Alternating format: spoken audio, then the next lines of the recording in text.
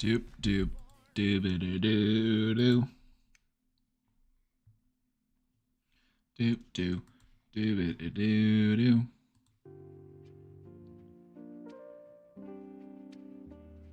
Alrighty, everybody.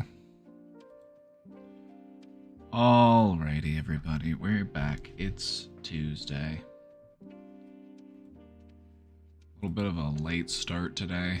I'm moving kind of slowly. Tis the season. Tis the season for moving slowly.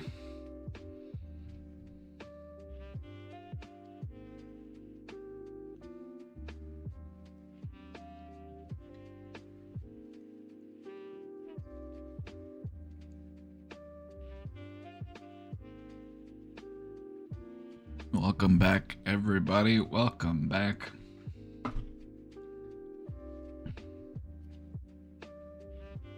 Hope you had a good weekend. It's New Year's Eve. It's New Year's Eve.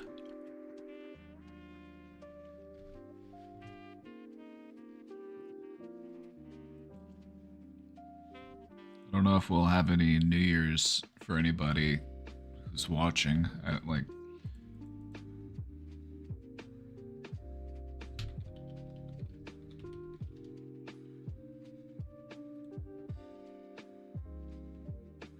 we at right now?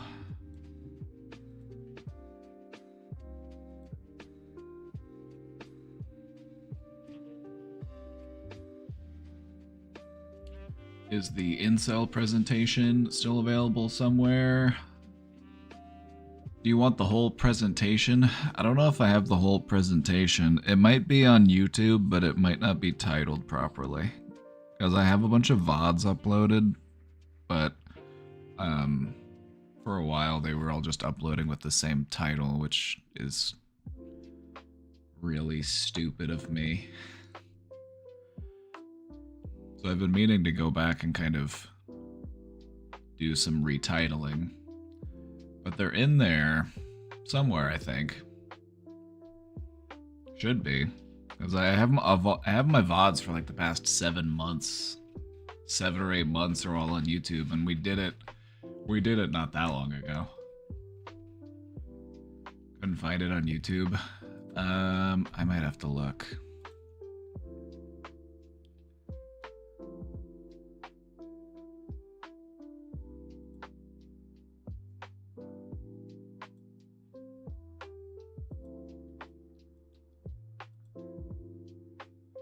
So all of my VODs, they're under the live tab on the YouTube channel. That's where it uploads them to. There's 2 people watching me on YouTube right now. Hi, YouTube. This is my Twitch chat, by the way. If you want to chat with me, hop over to Twitch. I can only do Twitch chat because Twitch has a rule where you can't show the chat from other streaming services. Twitch is okay with you cross-streaming as long as you don't show any of the other chats. So I'm just like, I'll just pay attention to my Twitch chat.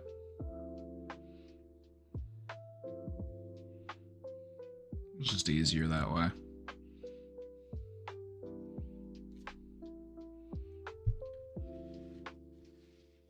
I'm a partner now. I gotta take it.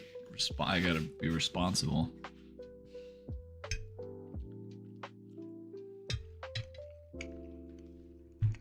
So, the incel presentation. It's hard to say. It would be somewhere in this sea of videos that all have the same title, because for a while I wasn't setting the titles. I did start setting the titles a month ago.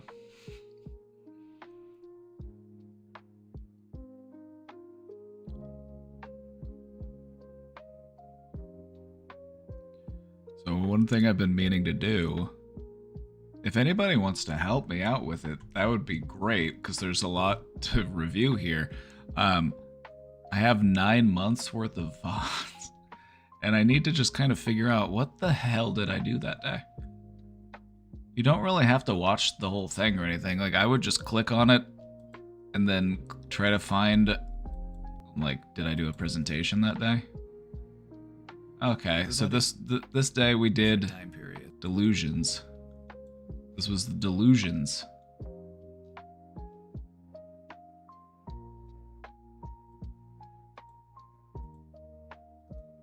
That was the very first one. So now I know what I covered that day.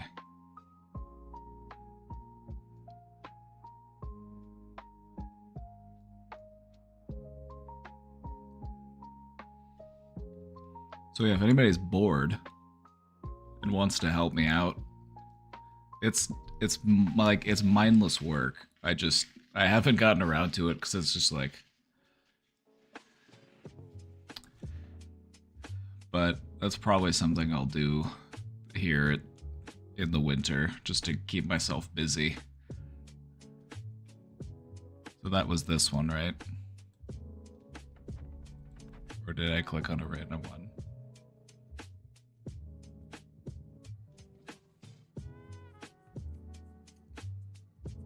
You know what I find helpful when it comes to dealing with anger? I laugh at it. I agree. I agree. I would agree with me. I need to find a way to interview myself. And then I can have a dialogue with me. I find it interesting that you would say that, you know, just considering everything. You know, just saying stuff like that, just like, why don't you tell me a little bit more about that? Just do that Vogue thing. 73 questions.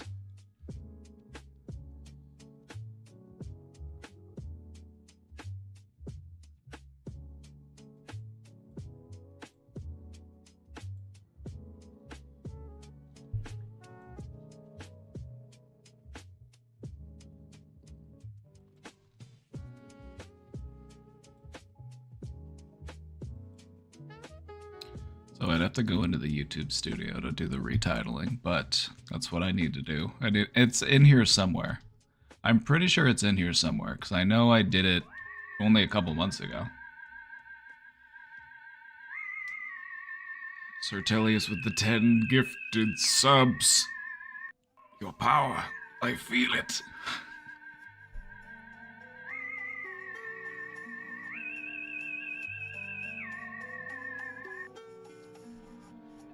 Thank you so much for the 10 gifted subs.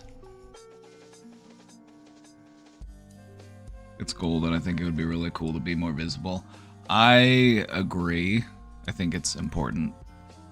It's in here somewhere. I could do a little bit of detective work.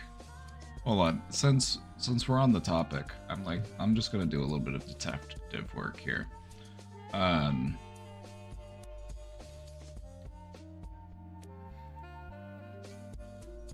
So this was the Black Pill Psychology presentation. We talked about the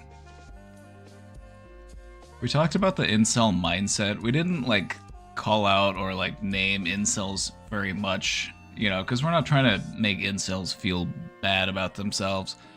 We're talking about the psychology. We're talking about the mindset. So I just need to go to this, and then I need to figure out, I need to go to like the file information so that I can see when I originally wrote it. Okay, I originally wrote it back in May. It was May 15th. It should be May 15th that we did that presentation originally. So that would be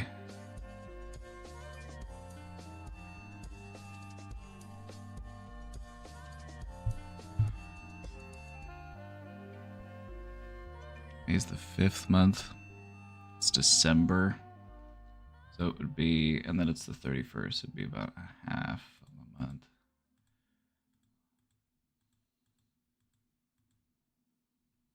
about 8.5 months ago, which means it should be one of the ones near the beginning.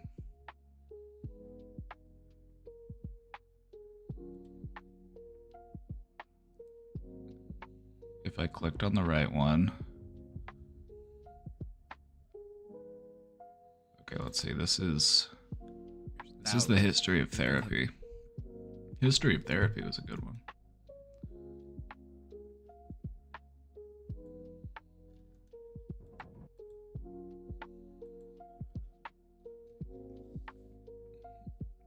We're tracking it down. So Elias, thank you for subscribing. And then Valorant gave me 2 subs on top of it. Hell yeah, brother. Hell yeah, brother. We're on a hype train, by the way. But I've got something to do, so I'm gonna have to not throw a rave at the moment. Okay, so I wrote it in May 15th was when we did that presentation, which means it's probably gonna be the one that got one of these ones that got rounded up to 9 months. I'm assuming. It's kind of hard to say because it could be one of the ones that was done 8 months ago because it might round down, but it's like, I don't know. Would it round down to 8 or would it round, because it's like right at 8.5 months. So I don't know if it's 8 or 9 months.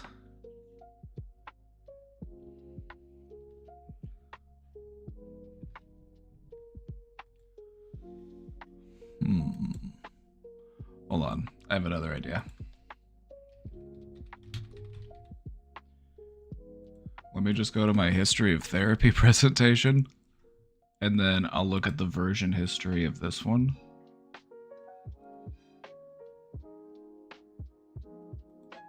Oops, not that one.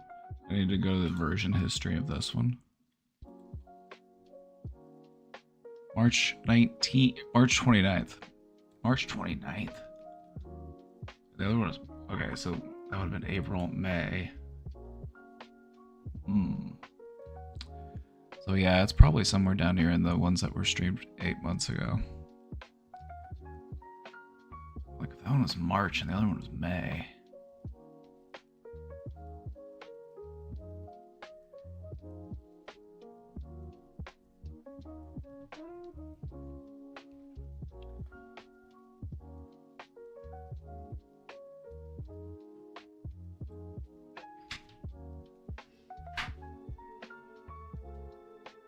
Oh, hello.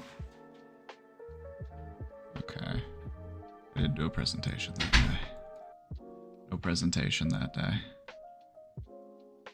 need to not click out of the tab because then I have to scroll back down.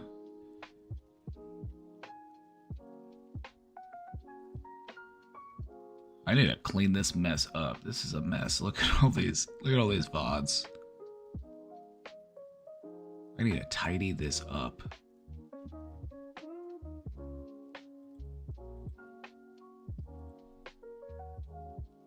What is this emote I got? I think I see only named VODs. These should all be published. These all have some views on them.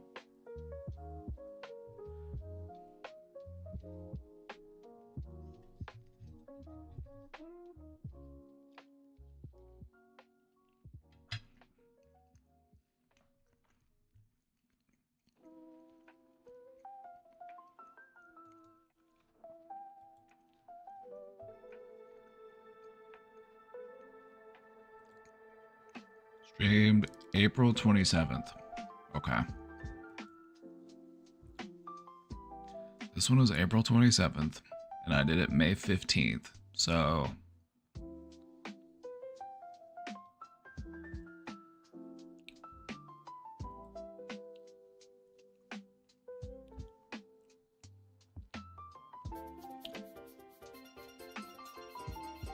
I don't think I did a presentation that day. May 15th. Like, I'm wearing a tank top here. Must be summertime. Gotta do my detective work. Gotta look at those context clues.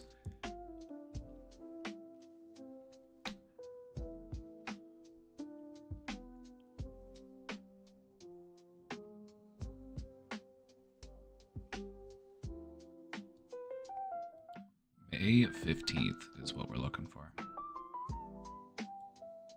July 30th.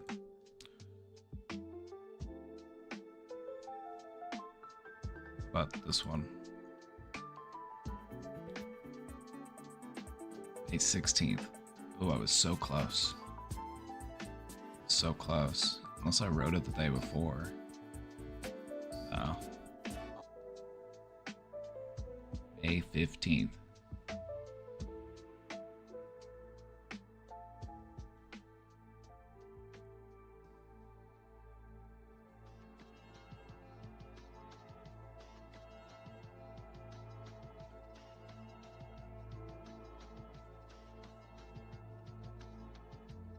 Is it this one? Was I wearing a tank top in this presentation? Something stressful.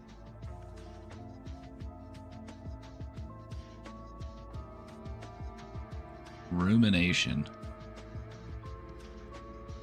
This is July 24th. Why can I not keep track of my own bots? I keep clicking randomly.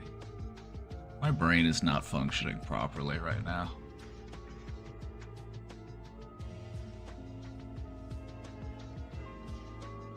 Yeah, all of the VODs are under the live tab. They don't show up under the videos. There's only like that one is because I had to re-upload it. That's why it got put into videos.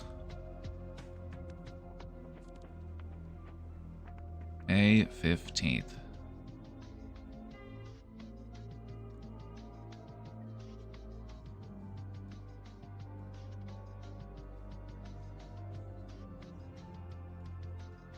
Like, it's fucking with me because it's like this says 5 months ago, and then I scroll down and it's like we're back to 1 month ago. I'm like, why are these? Okay. Do they?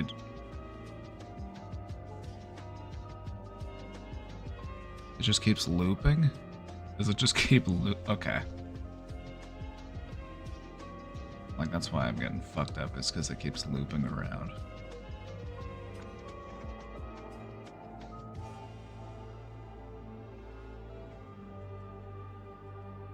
Okay.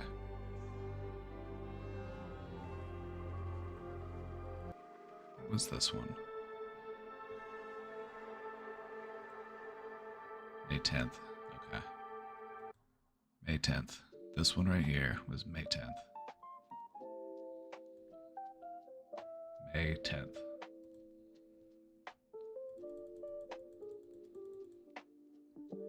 May 10th was a Friday.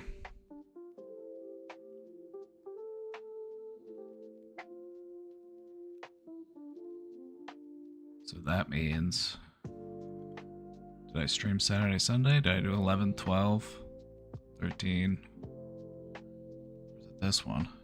I don't know if I streamed that weekend. Maybe it's this one.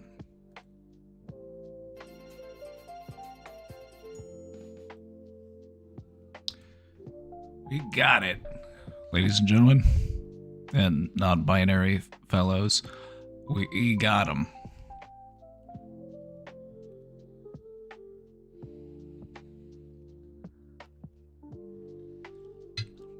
Oh yeah, the Manosphere Grifters.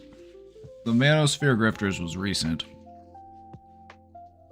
The Manosphere Grifters, there's a lot of tie-in, there's a lot of overlap.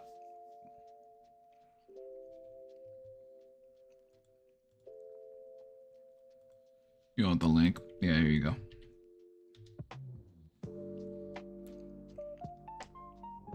Alright, we did it. And that only took a little bit of time.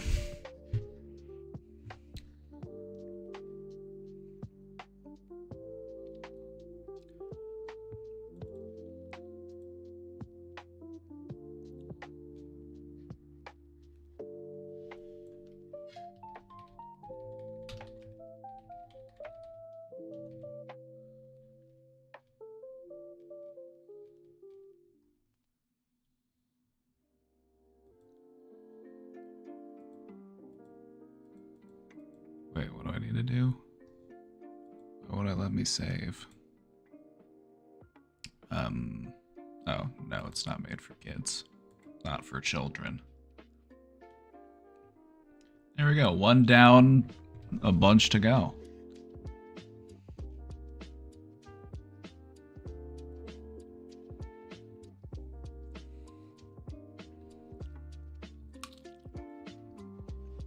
We need to make some clips from the VODs to propagate on the TikToks. Yep, this is a group effort. This is a team effort.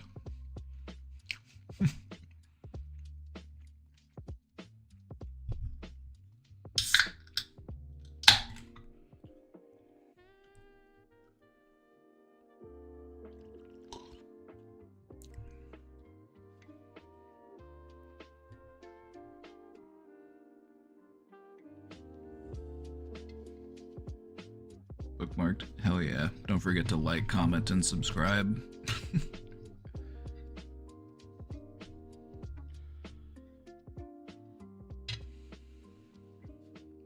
Do we have a VOD of that one time you called me straight? Allegedly.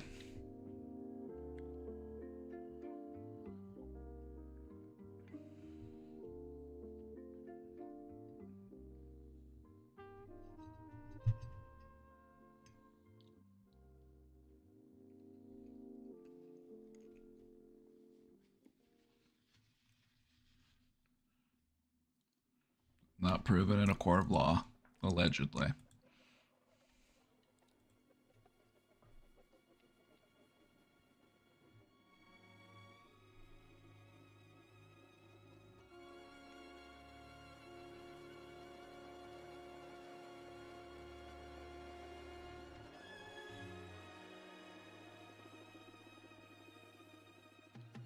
It's New Year's Eve. It's New Year's Eve.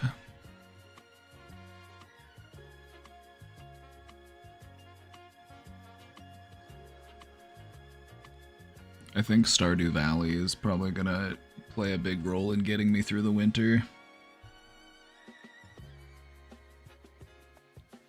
I've started playing Stardew Valley. It's a lot of fun.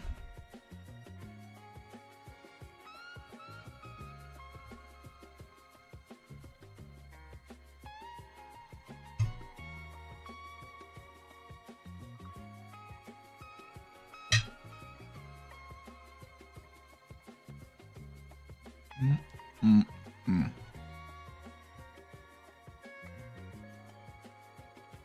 2025.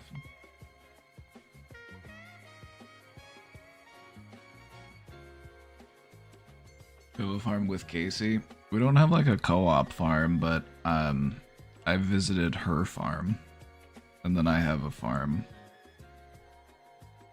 I started playing first, and then she got into it.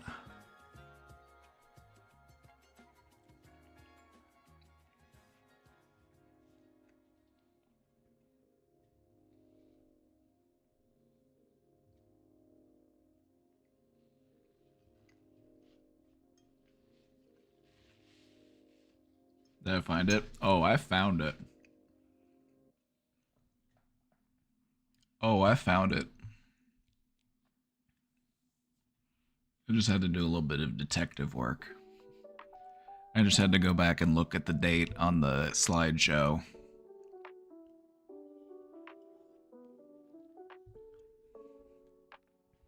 And then do some cross-referencing.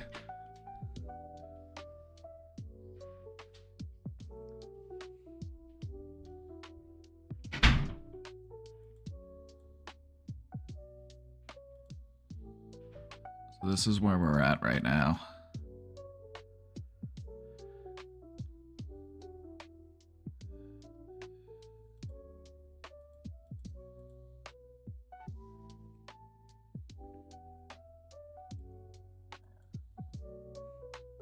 Okay.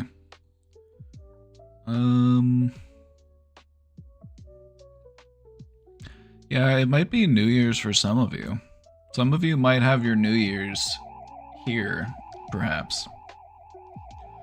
Dumb Comet, thank you for the 1 year. Oh, and that's a brain bow. That's a brain bow. That's the 1 year subscriber badge, isn't it beautiful?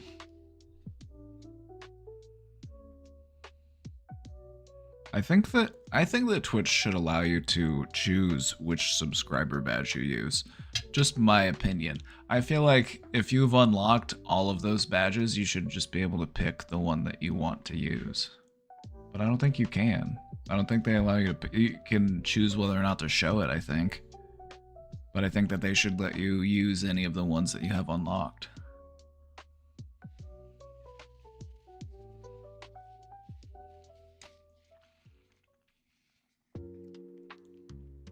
Because sometimes you end up with people who get a sub badge that they don't like, and they're like, oh, well, I'm going to not subscribe anymore. This sub badge is ugly.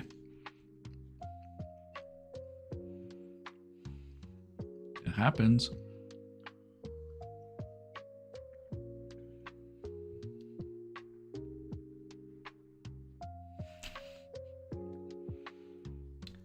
Three hours to go. I was like, yep, it's, so we've got people...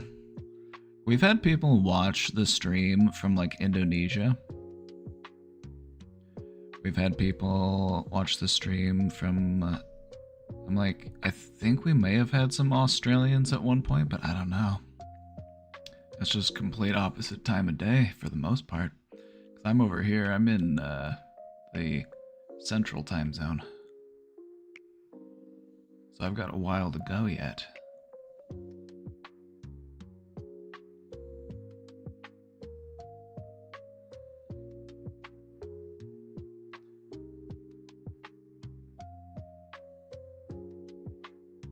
They let you choose your bit badge, so they should do the same for sub badges. They don't let you they let you choose your bit badge? If you can choose your bit badge, why can't you use your sub badge?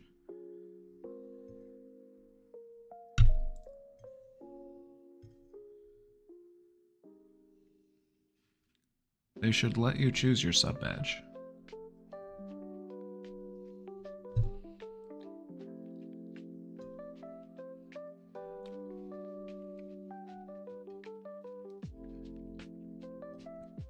Now that I'm partnered, I'll start sharing all of my good ideas that Twitch should use.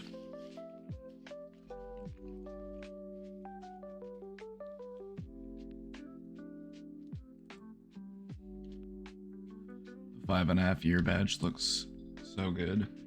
Is that the one that I have? Which one do I have? Oh yeah, it's like a plasma brain.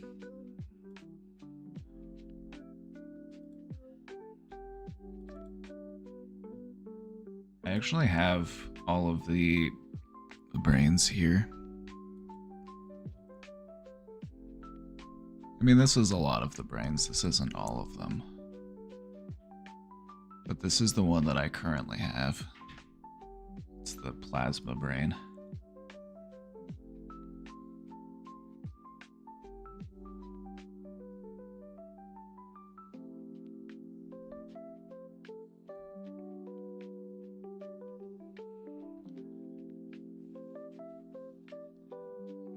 Do a little leaf raking. It's very nice outside. Oh, yeah.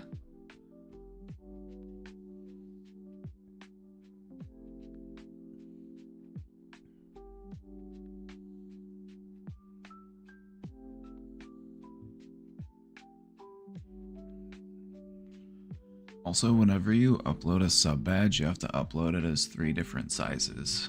You don't have to do that with emotes, though. You used to have to do it with emotes. You used to have to upload 3 different versions of all of the emotes. But thankfully they made it so that it resizes the images for you. I don't know why they don't do that for sub badges though. They still make you do all 3 sizes.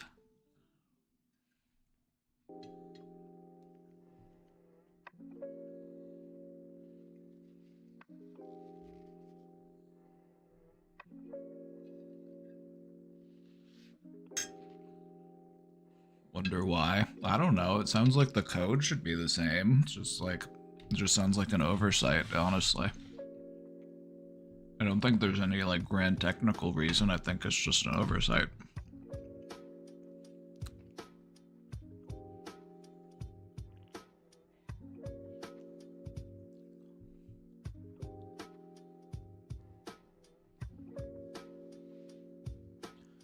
Tried to get an achievement in Hearts of Iron 4.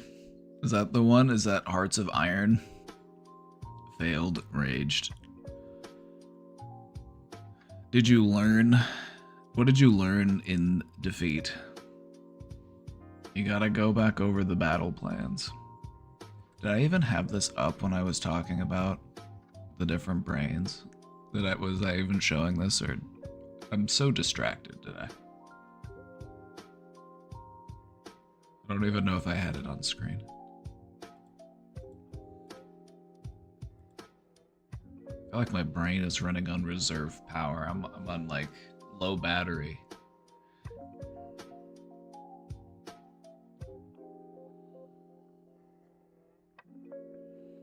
I've learned that Japan is pretty good at naval invasions, or me bad at defending coast. Well, now you know what to expect next time so that you can plan accordingly. It was on screen? Okay, good. For a second I thought I was losing my mind.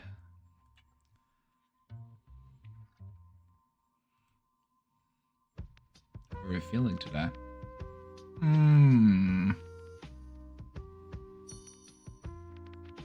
Silly.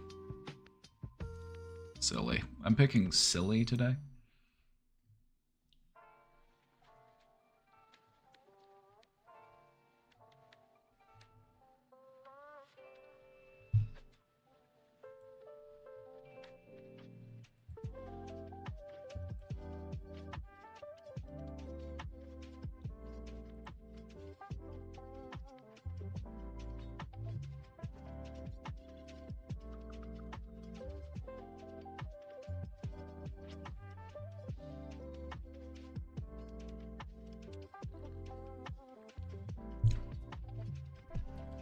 A little bit stressed about work. Well, that's work for you.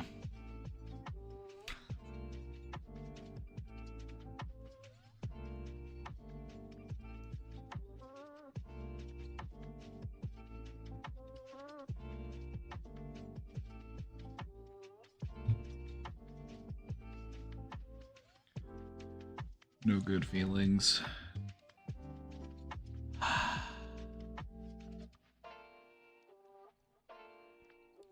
It is no fun being stuck in the bad feelings when you're just sitting around waiting for the good feelings to come back. They do come back, though.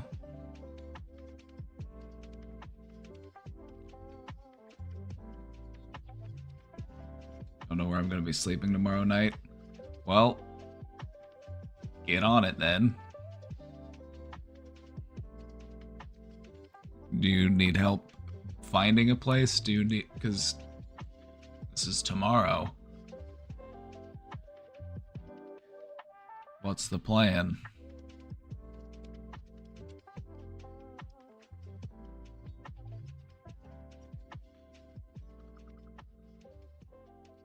Big Mike keeps coming for Casey. Yeah, Big Mike is very pro-med. It's because he's dating a psychiatrist. He's dating a psychiatrist, and those, you know, those types of minded people, they are very, like, medication driven.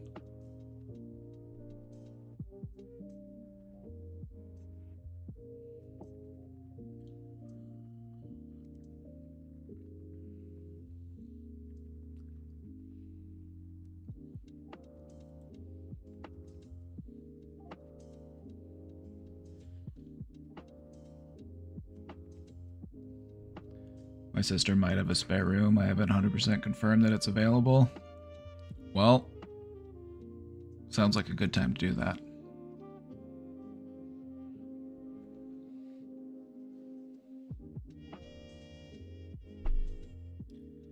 He kept insinuating that you were the one influencing Casey to get off all the meds. No, she made that choice on her own. I didn't make her do anything. Casey is an adult. She makes her own decisions. I told her, you know, as far as my opinion on it, I was like, it's her choice. She chose to do all those things. I had no influence in it.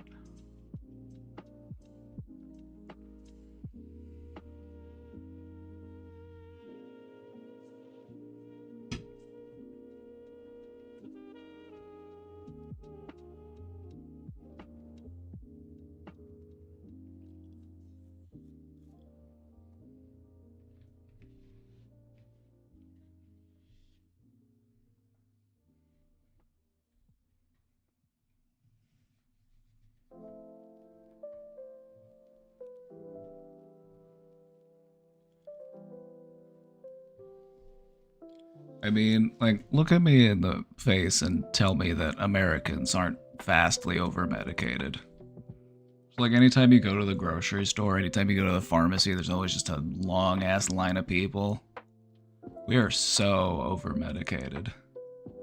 I'm not saying all medications are bad. That's not what I'm trying to say. There's nuance here, alright? And I feel like people are applying a very, like, black and white perspective onto me. I'm not anti-medication. I'm anti-over-medication, which I have seen in first-hand experience in working with people who have been prescribed psychotropic medications.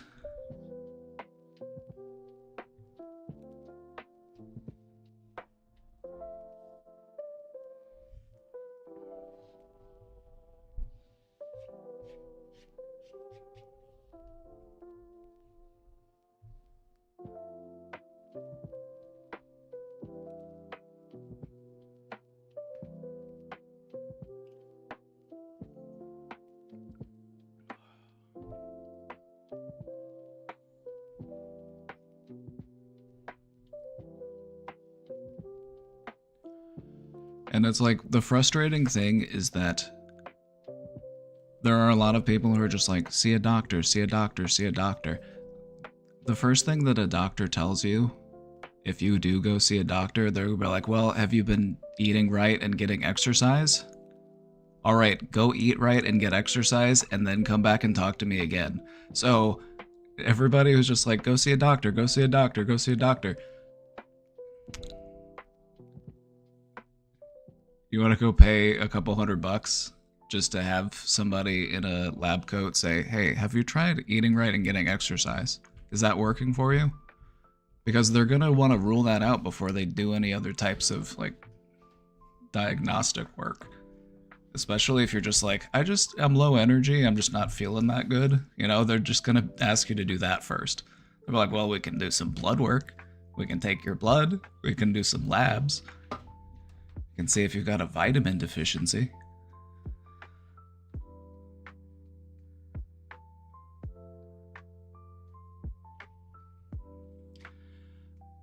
I have sat in on more doctor's appointments because in the years that I was a case manager, that was one of the things that I would do like every week. I'm taking somebody to some doctor. I've sat in on hundreds of doctor's appointments. And so I have an idea of what they will say when you go in just like off the street. Like, I don't know, doc, I'm just feeling kind of malaised. Like, all right, well, if there's something else going on, let's just do some blood work. And that's what they do. They take your blood, and I'm like, go get a blood panel done. If you know, go get a blood test. Because that's what they're going to do.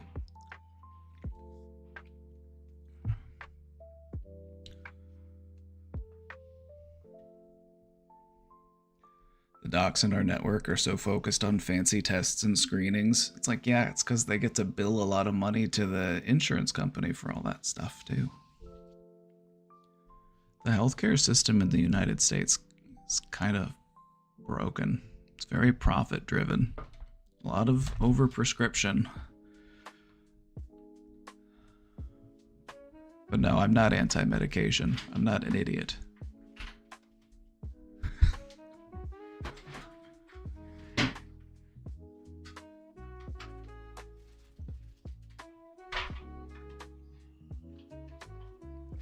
Casey, I heard Big Mike was accusing me. Yeah.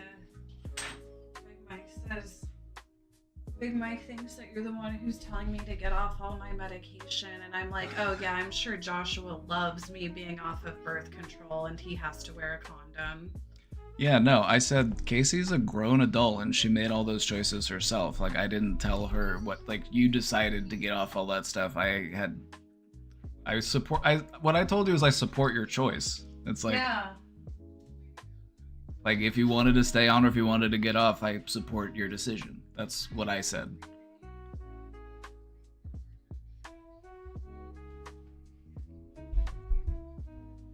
Just clearing up some misconceptions. Peter, come on. Peter, come on. Peter, come on. Since one of Casey's moderators seems to think I'm some He's sort of somebody like who's always trying to anti-drug start shit. hippie. No, he gets off whenever you and I fight, and so he's always just trying to start shit. Because he's unhappy in his relationship, but his boyfriend makes a fuckload of money, and he's got a nice place, and, you know...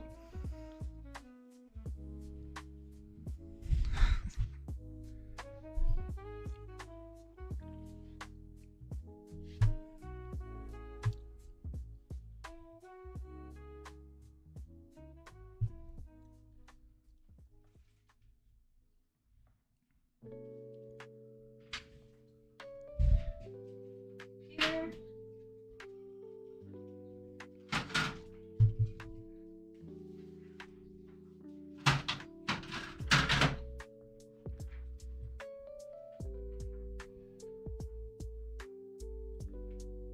Peter, do you want in or out? Penny? Where's Penny going? Normally Penny goes in with Casey.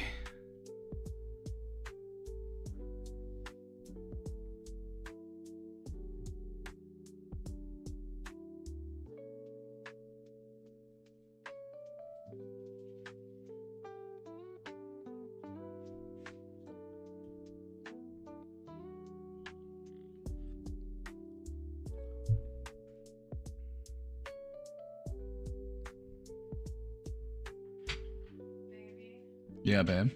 I do have something I really need you to do for me. What's up? Today, whenever you're done streaming, can you go to Seventh Heaven and get some smudge sticks? We don't have any, like, sage or... No, we don't. We don't have any. Oh, I thought we'd... Okay. I've used it all, but will you just get us some new smudge sticks? Maybe a variety. Okay. I need it for the new year. I need to cleanse this negative fucking energy off me. Okay.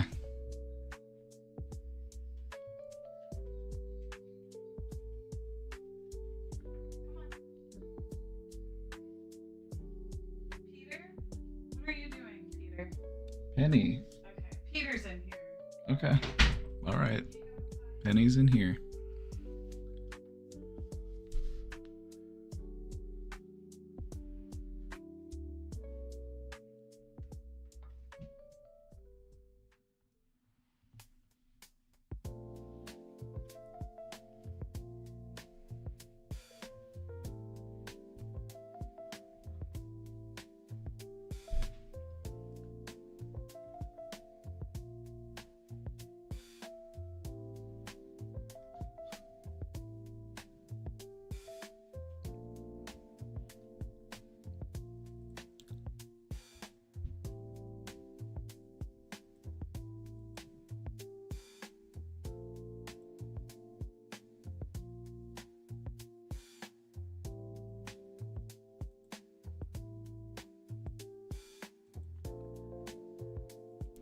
Alrighty, let's get into that question box.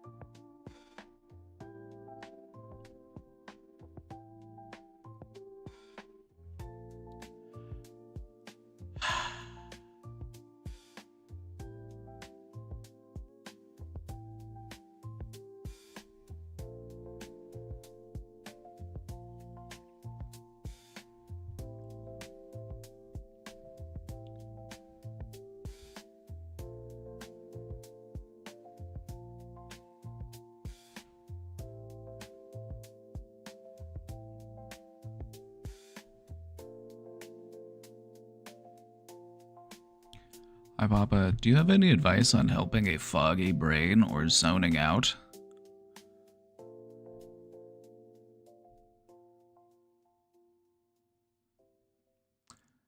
Just as a fair warning, I do have a bit of a foggy brain today.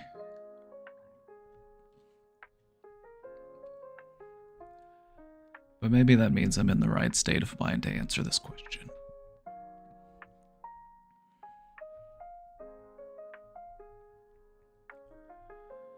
I don't do it to daydream, so maybe I'm disassociating. I've noticed that it helps to close my eyes so I can be in the moment with my other senses. But when I'm having a conversation with others, it can be impolite to close my eyes, but it significantly helps me concentrate. I don't think there's anything inherently bad about closing your eyes when you're listening to someone, especially if it helps you to listen to them better.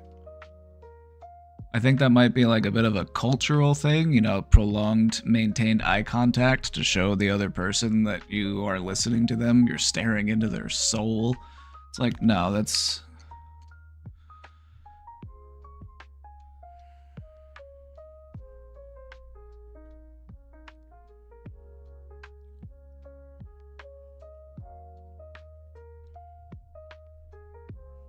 If it helps you pay attention. It might be seen as like culturally, just depending where you're at, you know.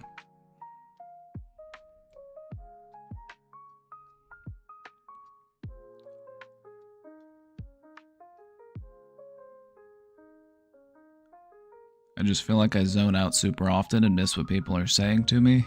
Then take a moment to just close your eyes and soak it in, if that's what you find to be helpful. If we're feeling distractible, do what you gotta do to hone in.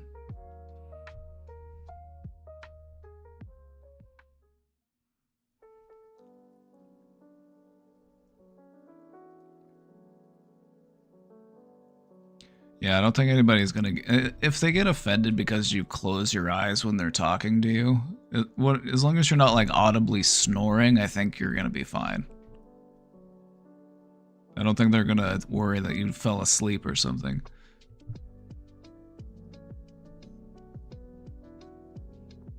If they feel insulted by it, feel free to just explain the situation. Be like, my apologies, it just helps me to listen.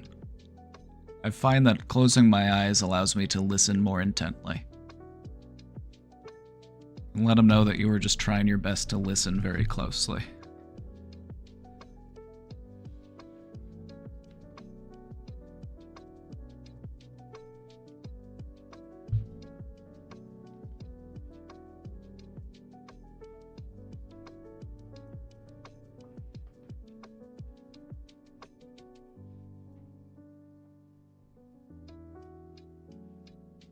Don't forget that prolonged eye contact is seen as challenging and rude in many parts of the world. It isn't the norm everywhere to just stare into the other person's soul while you're talking to them.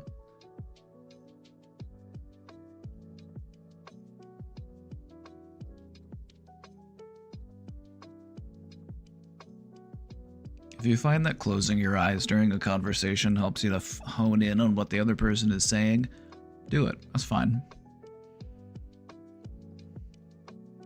If it helps you become a better listener, I'm all for it.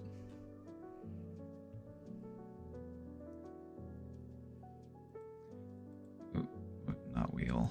Question box. I feel that fall is here. I'm 40 plus and have about a decade of therapy behind me. 6.5 years with a female therapist, 3.5 with a male now. And I'm getting better in many ways. I'm not entering relationships with inaccessible women anymore. Maybe I just got old, pool has shrunk. I've gotten a good job. The 2008 financial crisis did me no favors. It took time to recover. And I'm prospecting for a small apartment now after renting for decades. Yet there's sometimes this nagging feeling. Am I doing enough? That will always be there.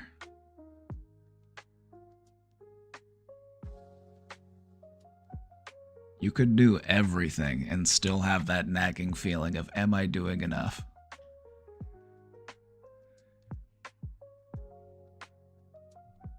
So allow it to propel you forward, but just know that it's kind of within our human nature to feel like we have to propel forever. We don't have to.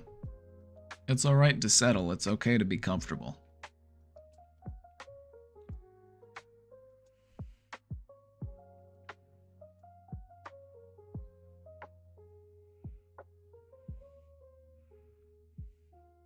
But yeah, I feel like that feeling is always there.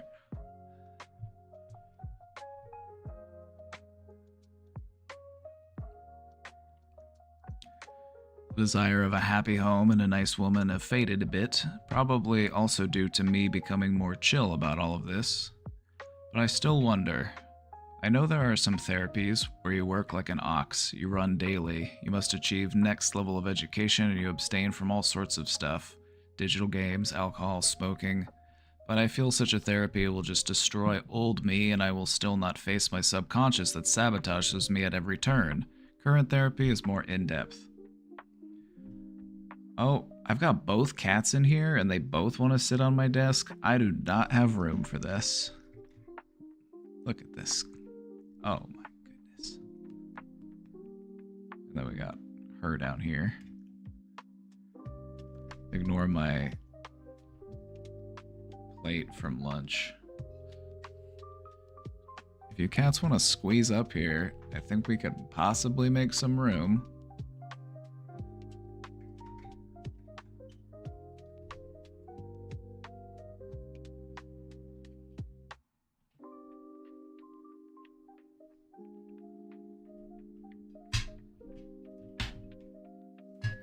Just don't have a big enough desk for two full-size cats.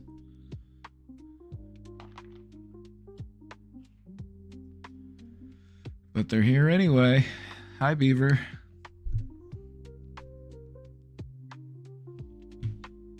Make yourself at home.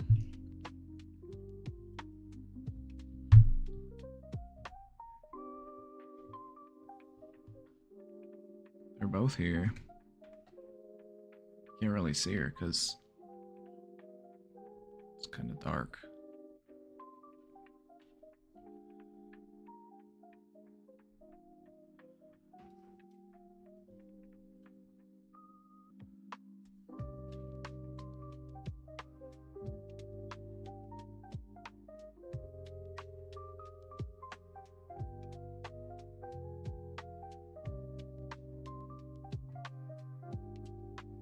Do it, Beaver.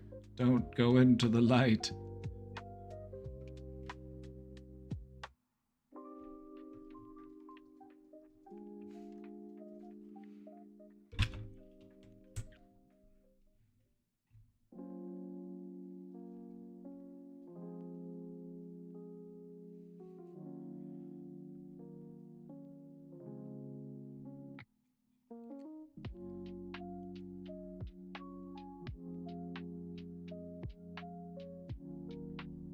Alright, cats, lay down. There you go. Oh, we made it work. You're not gonna be able to stretch out like you normally do, Beaver.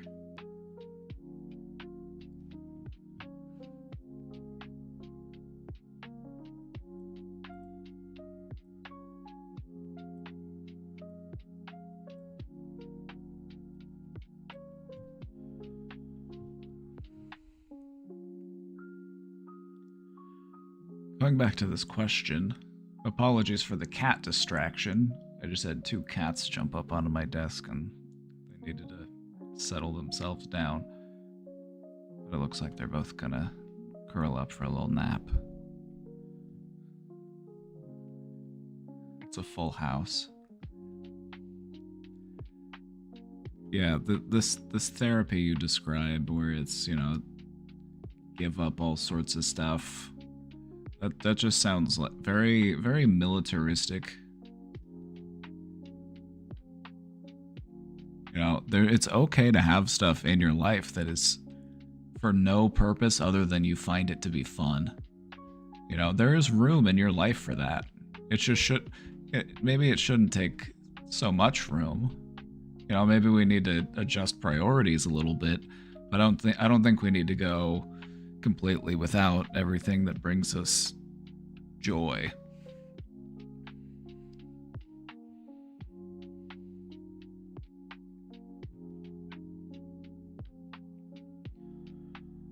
Oh, Quark Charm, I changed my emote prefix. I was finally able to update my emote prefix after all these years. I got Twitch Partner and I was able to change my emote prefix, so now it's Braindo instead of Papa BR3. I can't tell you how much it bothered me that there was a number in that prefix.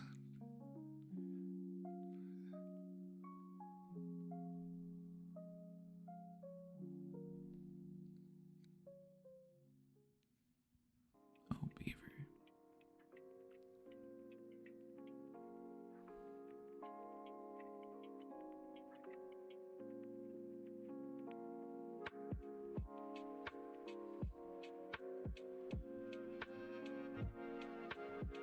Yeah, I feel like there's a good balance. You know, like maybe we need to readjust our priorities, our relationship with some of our vices, whether it be gaming or smoking or drinking or what have you.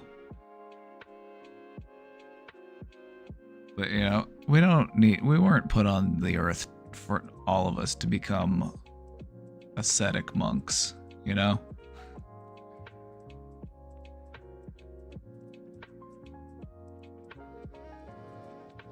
I mingle and have hobbies, I do a bit of sports, but at times I'm getting a strong feeling that all of this is not enough. I feel sometimes I might never make it. And what is making it? A happy home, a loving wife, some kids, an okay job, a kind dog, which should be 99% of dogs. Yeah, babe. Okay.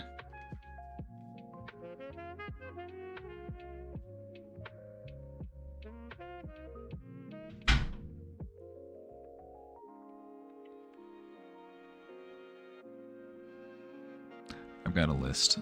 I've got some stuff I need to get for New Year's Eve.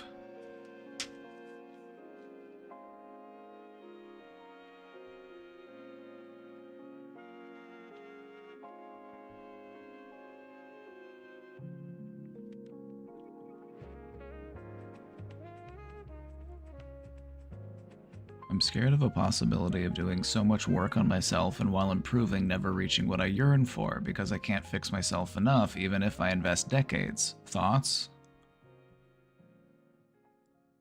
Yeah, I have some thoughts. It's okay to be a work in progress. It's okay to be good enough right now. We can still strive to be better, but also feel that we are good enough right now with the conditions of our life and what we've got going on. It's okay to have both of those beliefs. That I'm okay with that, how I am right now, but I am also okay with things getting better.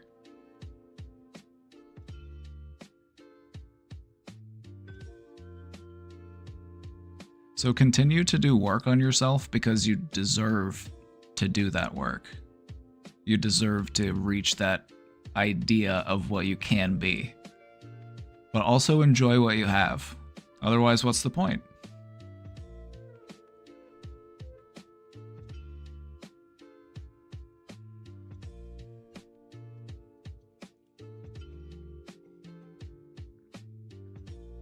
Is that part of radical acceptance? Radical acceptance is just the first part of many different things. Radical acceptance is just accepting things as they are. No denial, no displacement. You are acknowledging the fact of reality.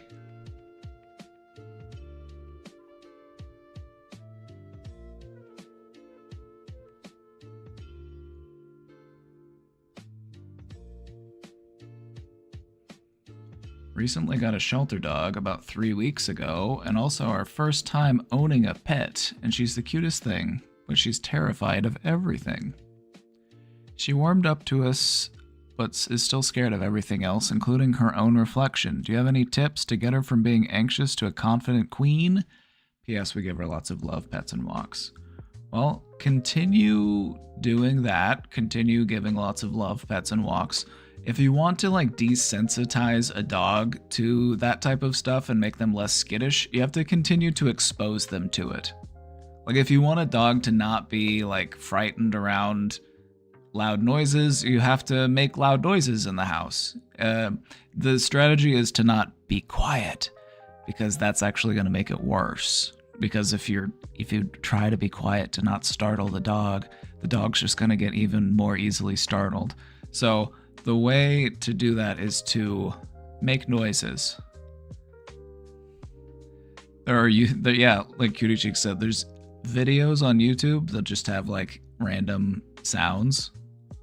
You need to get an animal adjusted to a certain type of sound. You can just put that sound on. They'll get used to it.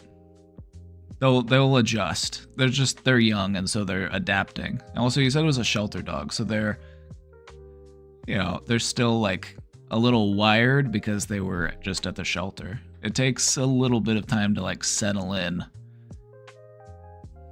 And you're getting there. You're getting there. But no, just keep giving the dog lots of love and attention and showing the dog everything's all right. But keep making noise. Because that's what's going to make the dog less sensitive to noise. It's kind of like a baby. You know, like if you have a baby and the baby wakes up all the time, it's like you got to get the baby used to house noise.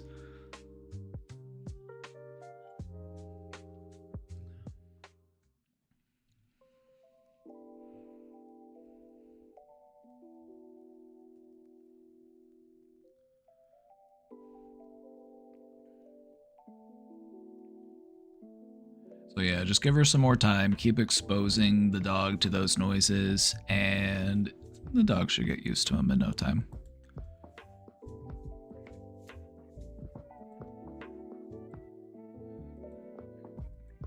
Beaver's got his head in front of part of the shelter, or in part of the. Beaver's got his head in part of the question box. I can't even talk today. On power saving mode. How taxing is it to stream your life online almost 24/7? Do you ever feel the need to disconnect, or has it become second nature to you? Oh, the need to disconnect is there. There are ways that you can acclimate, and there are ways that you can get used to it. But you still need to take a break and disconnect.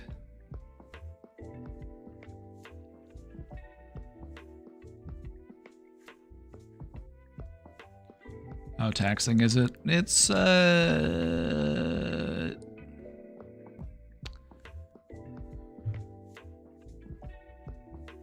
depends on the day.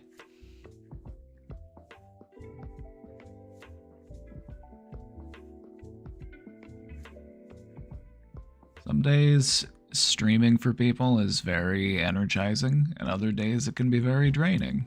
It depends on the day. What are your goals for the new year?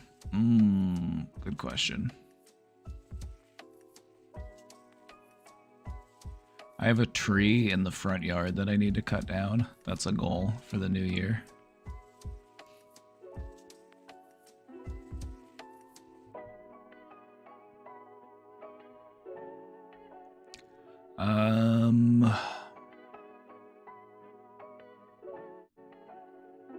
Goals for the new year.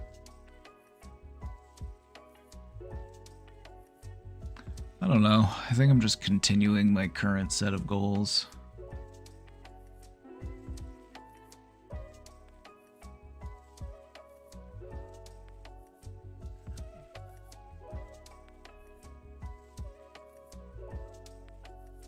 Just trying my best to be a good dude.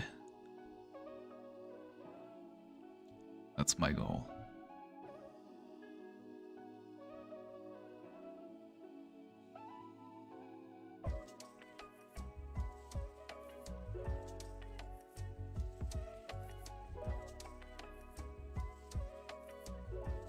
Thanks for the channel. Happy New Year. Happy New Year. Still got a few hours here. I'm gonna run out to the store after the show because we've got some last minute items to get for the new year. So we'll have a little party. We'll be able to get the energy right going into the new year.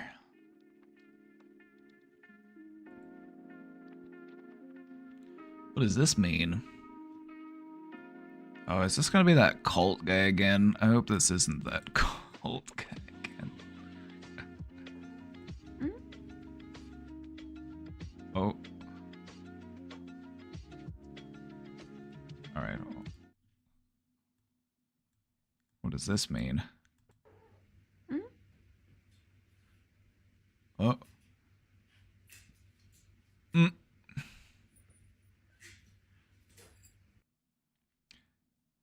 That means chase me. That's what that means. The cat's saying, come on. Come on, let's go. Cats like to chase each other around. They like to pretend to hunt each other. They like to like tackle each other and kick each other on the head. That's one of the ways they like to play, is by simulating hunting. So that's the cat kind of like, come on. Chase me.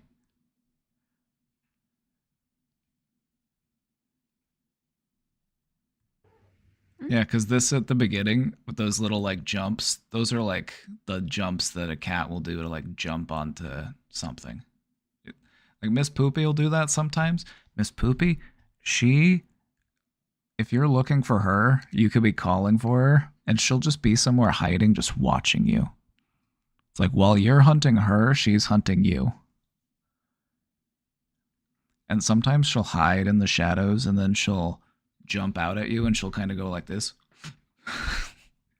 It's the cutest thing ever. Whenever she just comes out, she's just like, I gotcha. And then she scurries off. It's so cute. But yeah, it's one of the things that cats like to do. Cats like to hunt for fun. He's like, come on. He was kind of like,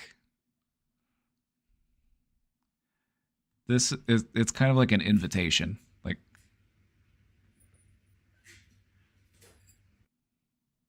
if it was scared, it would like drop down, it would make weird noises, it would just immediately run away. But this was kind of like, it was inviting to play.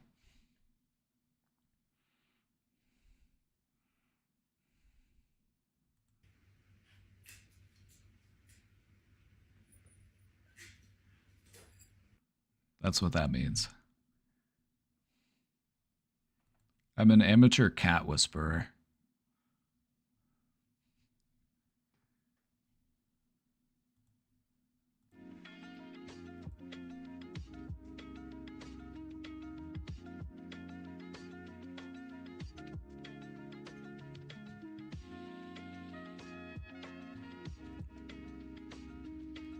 So that's what that means.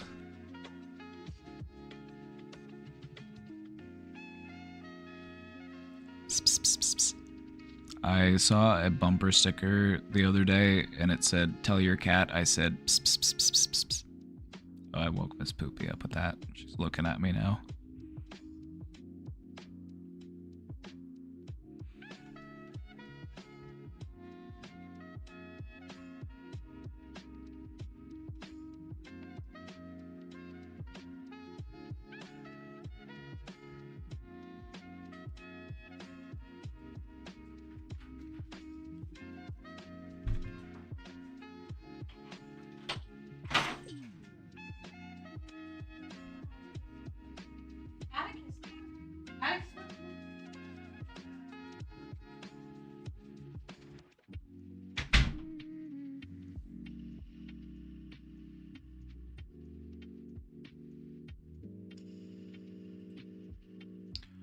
Hi Joshua in chat, I am gay. Happy New Year, guy. Happy New Year.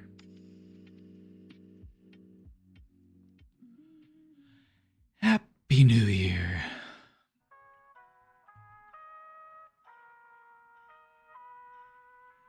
Maybe a presentation on how play teaches young mammals survival skills. Oh yeah, the importance of play. That's a fun presentation topic.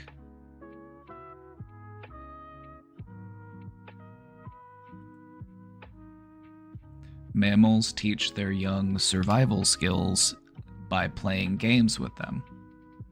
And you see this in many different species.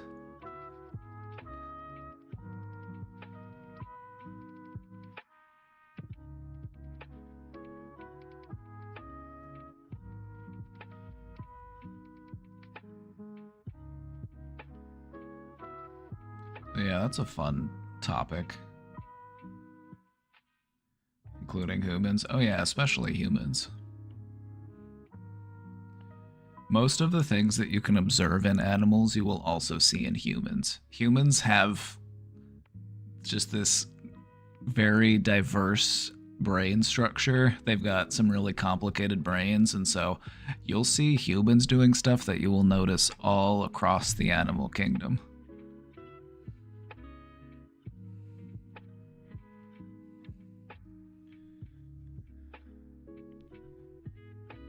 Just one of the perks of being at the top of the food chain.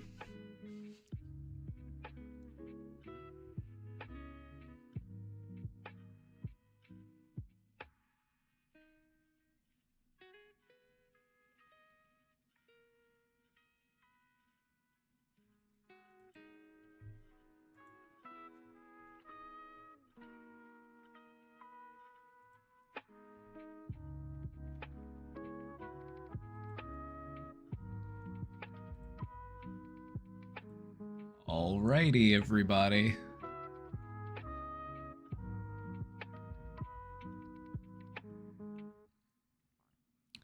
It's time for everybody's favorite topic.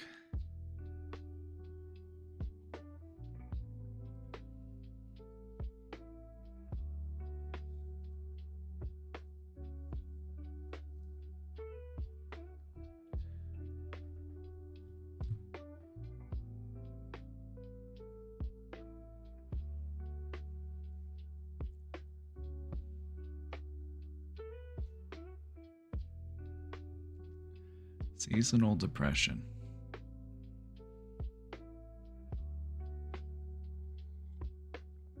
More like annual depression. Basically means the same thing.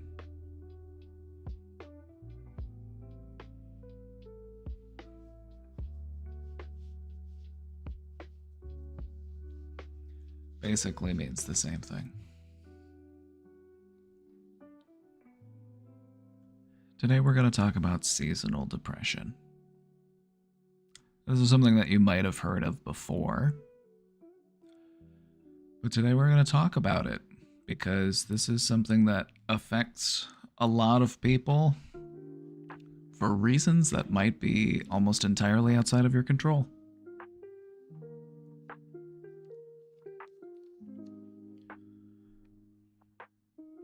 There are things in the weather, there are things in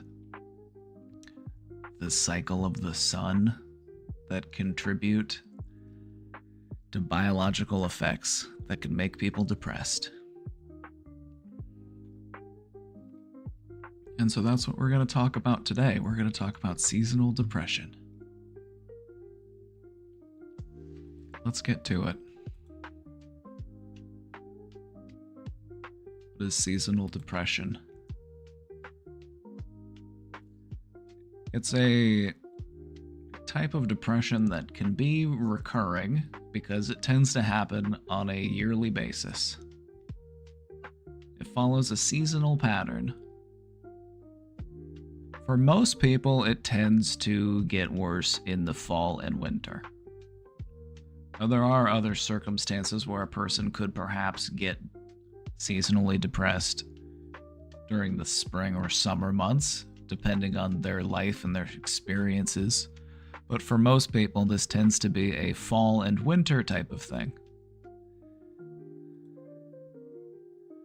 Clinically, this is referred to as seasonal affective disorder, and the abbreviation for that is SAD. So today we're talking about the big SAD.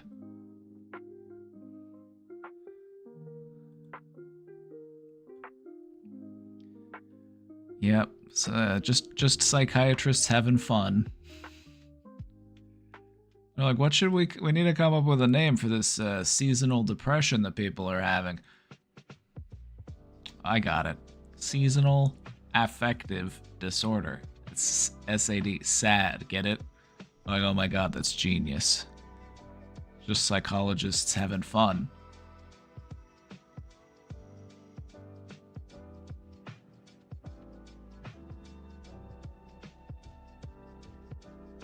Hey, Sugar, how's it going? Sugar, you're right on time. We just got the presentation started.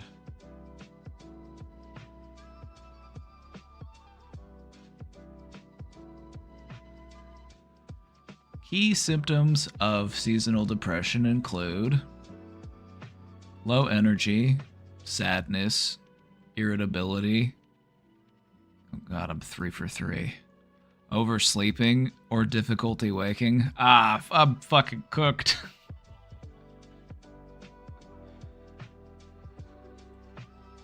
Craving for carbs and weight gain? Fuck! Damn it!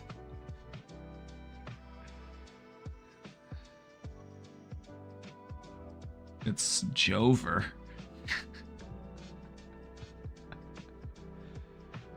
It's Jover for me.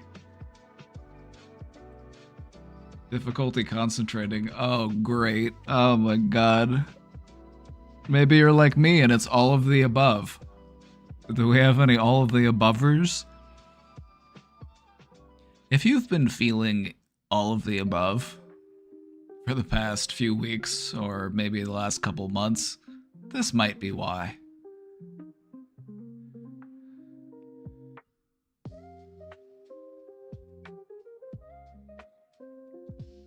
My doctor almost prescribed me a light box. I think you could probably just order one on the internet and it probably wouldn't cost you as much, but I don't know, maybe if your insurance helped pay for it, that'd be kind of cool.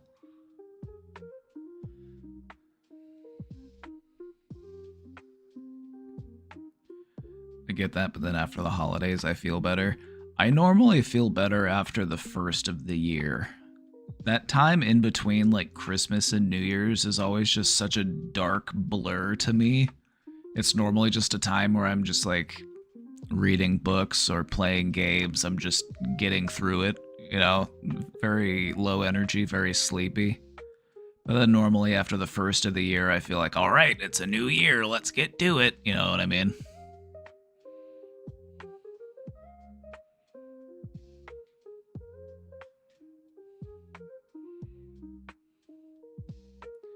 We're actually going to talk about light boxes today. That's one of the things we're going to talk about in our seasonal depression presentation, because that's one of the ways that it's treated. So if you do feel it, I would talk to your doctor about it. Yeah, it's probably not a bad idea. You only have to do it like 20, 30 minutes a day. Just do it in the morning.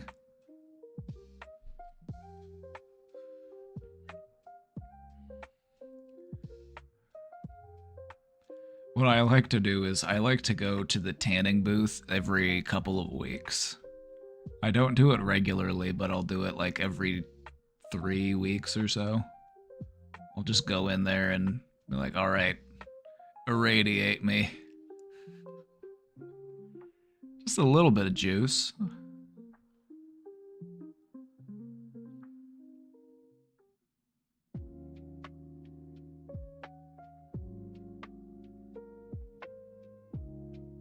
So many people are calling my work phone today. It's New Year's, leave me alone. I go to the tanning salon? No, I go to the tanning bed at Planet Fitness. They have tanning beds at Planet Fitness. So I just go there. I just do it for a couple minutes just to get a little bit of that UV exposure. You know, nothing ridiculous. I just do a few minutes every couple of weeks. I'm not trying to... I know, I'm well aware of the risks of tanning beds. I try to use them very minimally. I found that they help in the winter.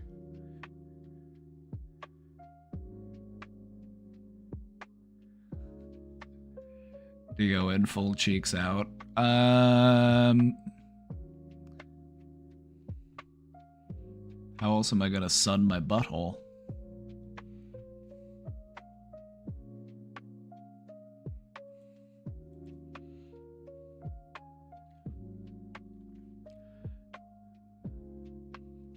Let's talk about why is depression seasonal. And I'm leaving. I'm just making a joke. There's alternate health weirdos that will talk about the importance of getting sun on your butthole. Do you know the ones I'm talking about?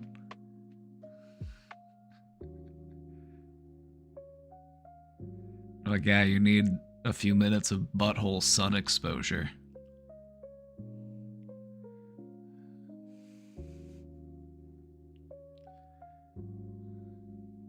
Just sounds like an easy way to get sunburn on a very delicate part of your body. You ever think that maybe there's a reason why it's hidden inside your butt cheeks? Maybe it doesn't need to see the sun. Maybe it likes living in darkness.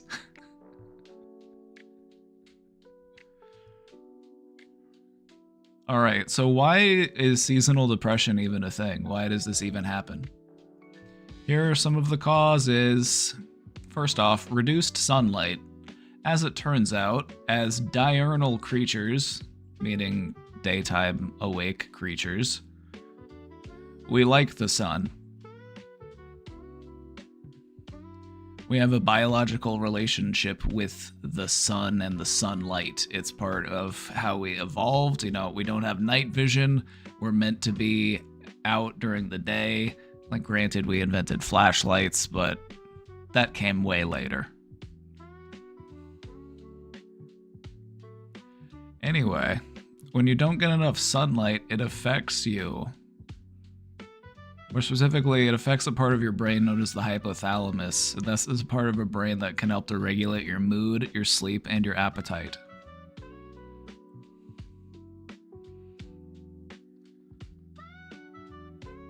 Reduced sunlight also disrupts your circadian rhythm. That's your wake-sleep rhythm. It makes it harder to wake up and stay energized. Less sunlight also means less serotonin.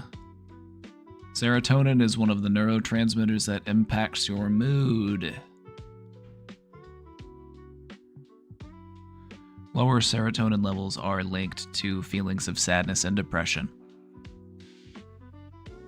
This is why some of the most commonly prescribed antidepressant medications act on serotonin.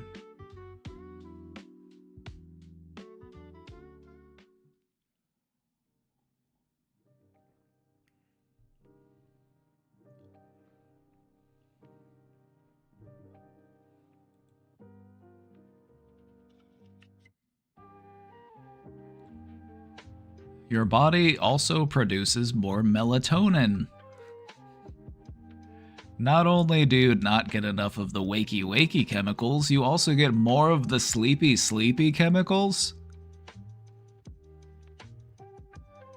The longer night periods cause your body to produce more melatonin, which is a hormone that helps to regulate your sleep. It's also a supplement that people will take to help them fall asleep, but I wouldn't recommend taking it long term. If you take external melatonin, like you're taking like melatonin supplements, your brain is like, guess I don't need to make more melatonin because I have too much melatonin. And so your brain stops making as much melatonin. Because it's like, I've got all this melatonin, I don't know what to do with it. Like, all right, shut down the factory.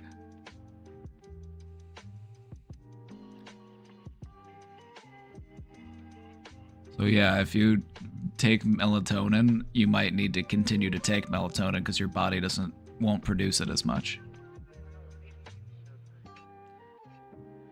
Not me saying dip Mo into my work group chat.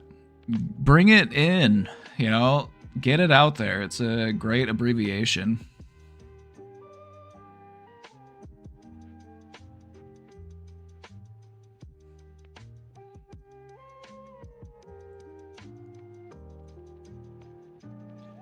Having an excess of melatonin can also lead you to feel fatigue and lethargic.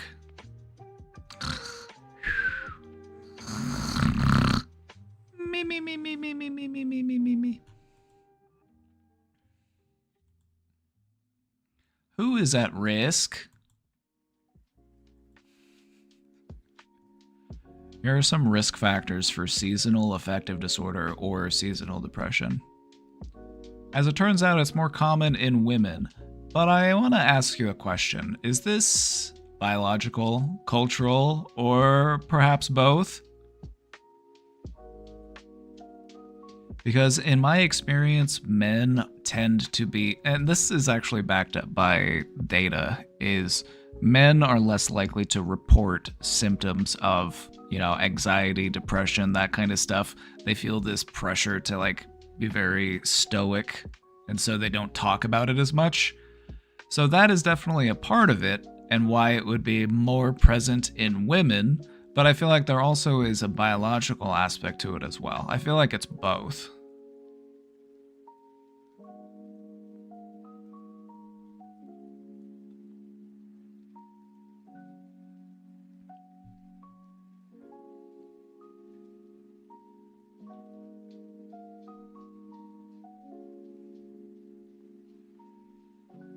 And women are just hysterical historically.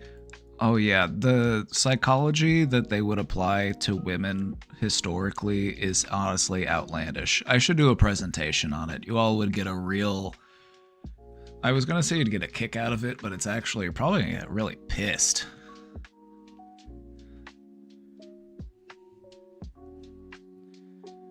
If you need to get an idea of our understanding of a woman's psychology, just look back at history and look up who invented the first vibrator.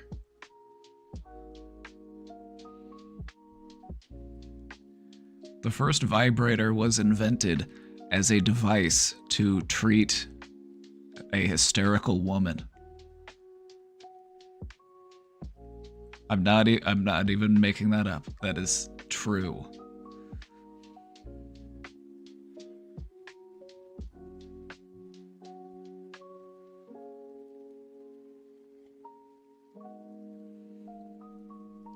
I did not know that. Well, now you do.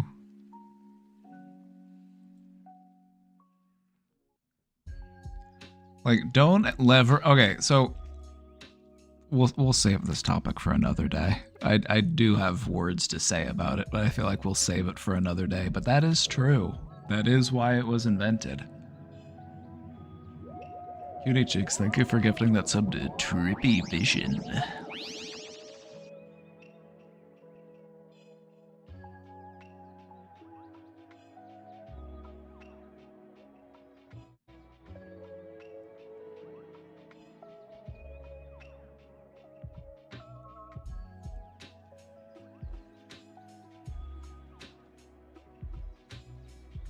A doctor was Wilder uterus is in the... Oh yeah, there was a this is just the tip of the iceberg if we want to get real. That's why I kind of want to hold back from talking about it right now, is because once I get started, there's no stopping me. Don't even get me started on the idea of a wandering uterus. Only positive vibe. Thank you for gifting that sub. Look at that, we got a hype train going. Oh, would you look at that?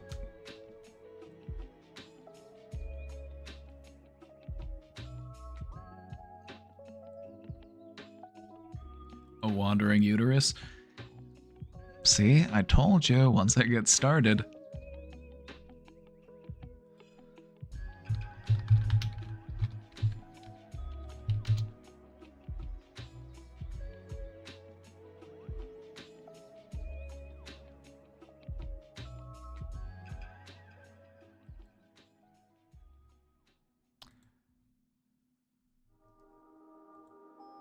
I'm just going to pull up the Wikipedia article. Wandering womb was the belief that a displaced uterus was the cause of many medical pathologies in women.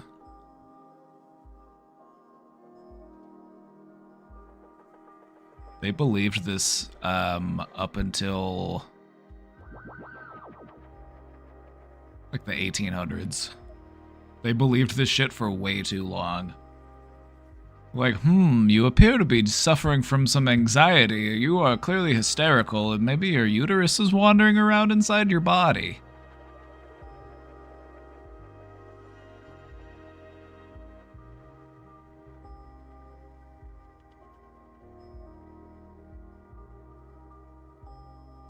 I mean, don't feel entirely bad about it though, because there were people even back in ancient times, the 2nd century. Even back in the 2nd century, there was somebody who was just like, you're fucking ridiculous. Also, the guy's name was Soranus.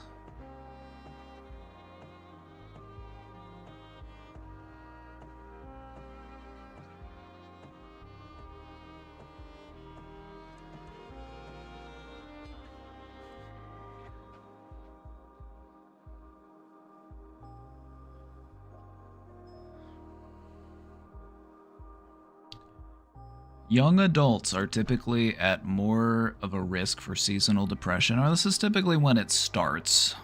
You know, like anytime after young adulthood normally.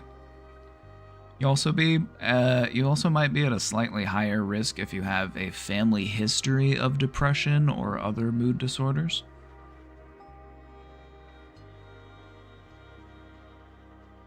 Sometimes I'm surprised how badly informed people were even 100 years ago. Oh yeah. Oh, absolutely.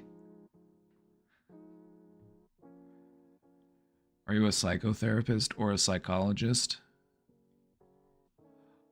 I would refer to myself as a psychologist. I know how to do therapy, but I wouldn't describe myself as a psychotherapist. Typically, people don't adhere to the label of psychotherapist unless they're practicing like a specific form of like psychoanalytic therapy, and that's not really what I do. I know how to do it though, but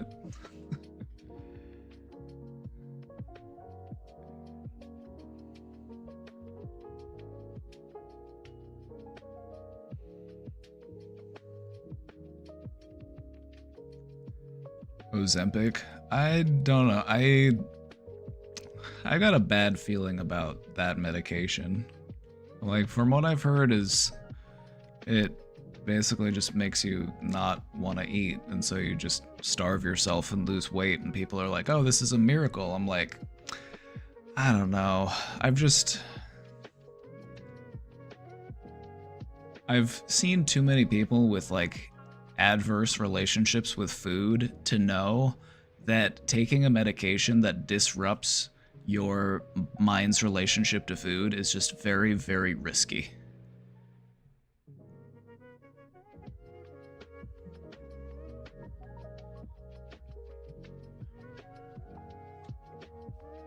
GNG, thank you for that gifted sub.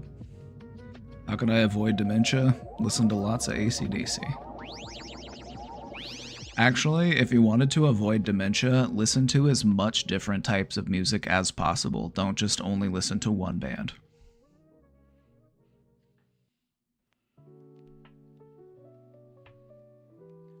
A brain with a lot of variety is a happy brain.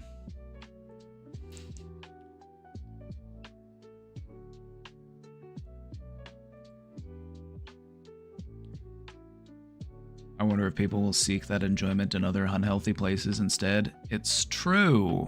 It's true. It's like you're still gonna have that urge. Like if you were like a binge eater and you start taking Ozempic and now you're not hungry anymore, it's like, where's that energy gonna go? Where is that, that binging mindset gonna go to? You're gonna start binging something else. It's not gonna be food because you are taking a medication that interrupted that mechanism within your brain. Hopefully that doesn't cause any lasting damage. But where's that energy gonna go? What are you gonna start binging instead?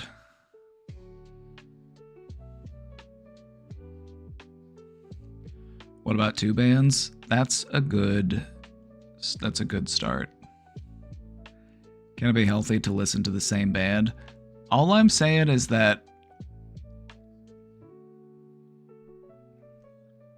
if you like one band, just wait until you hear what all the other bands have to offer. Like if you think that band's good, you don't know what's out there unless you go searching for it.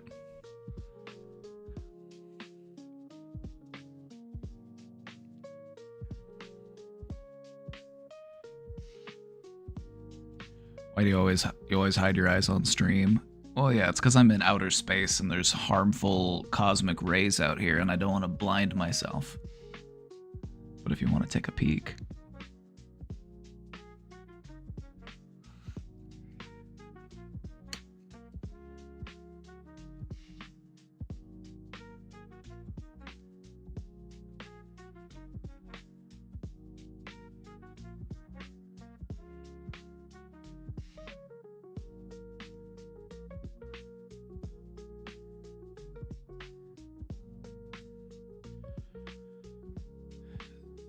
Let me just say something real quick. This is for you, Stefan. I know that you're a big AC/DC fan. Let me just say something. Every minute that passes, there are 2 minutes of music that are made. There is more music out there than you will ever be able to listen to. So my suggestion is get out there and find as much of it as you can that you like. Because you're always going to be discovering new stuff. If you get into the mindset of discovering new things that you also like, and you can feel free to be very selective, there's more than enough to choose from. You can afford to be very selective in your music tastes. But even if you're extremely selective, you can still find dozens of bands that you really resonate with.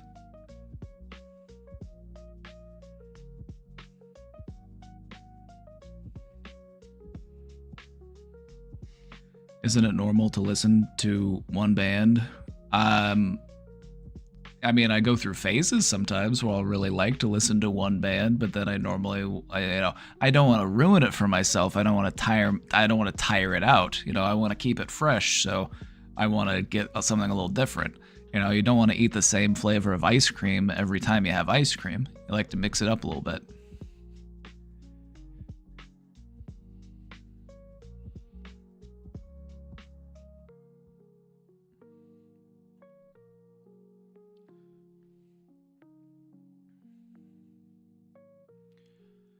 Yeah, I would agree that keeping your mind sharp is a really important part of combating dementia, and I feel like enjoying art, pursuing hobbies, learning things is a great way to stave off dementia.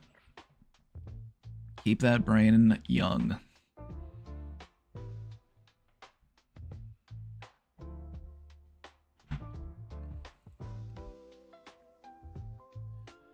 Seasonal depression. Shout out to my homies up north if you live up in the northern hemisphere.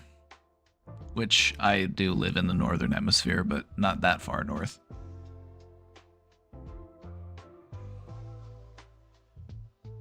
The further you live from the equator, going north, the more of a change you will see in your sunlight exposure. Seasonal affective disorder is much more common in regions where they have shorter daylight hours in winter, those far northern latitudes.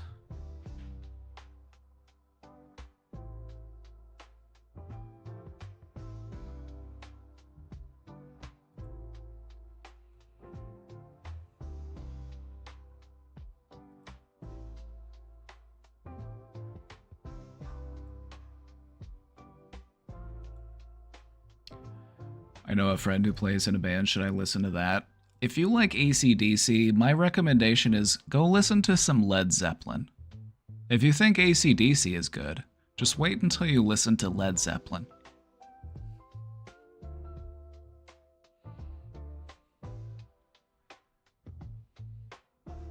What's that supposed to mean? The further north you go, the less sunlight you get. There are parts of the world where they will hardly get any sun, or sometimes they will even have an extended period of just night for up to like 3 months. Or no, it's like 30 days. It's like 30 days of night. They made a movie about it with vampires. 30 days of night.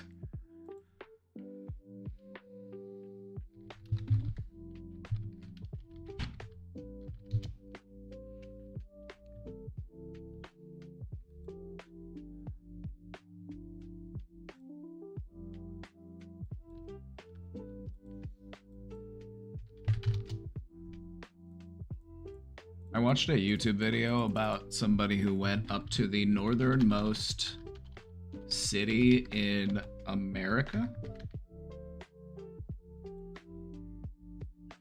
He went to Alaska, and he went to the farthest north city in Alaska.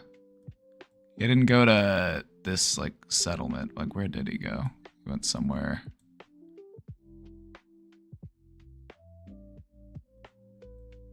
But I like some of these places up here. Like, imagine living up here.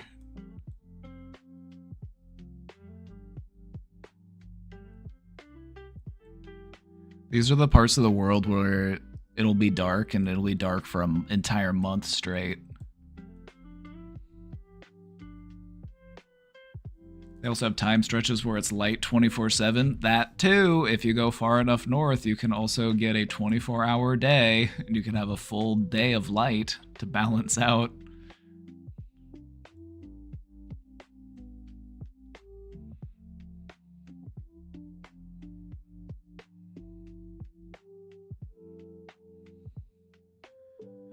Why does mint tea make me high and euphoric for 30 minutes? That say it tricks the brain similar to caffeine, but through different pathways. You know? Sounds enjoyable.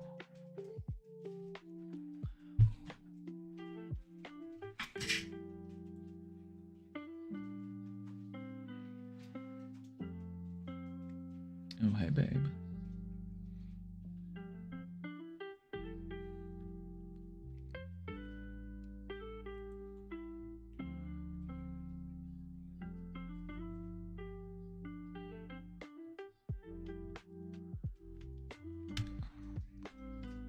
Casey, do you see these cats over here? Both of them? They're both on my desk.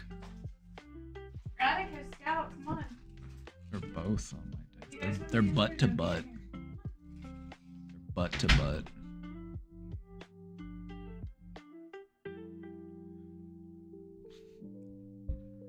He said, turn that light off. All right. All right, buddy.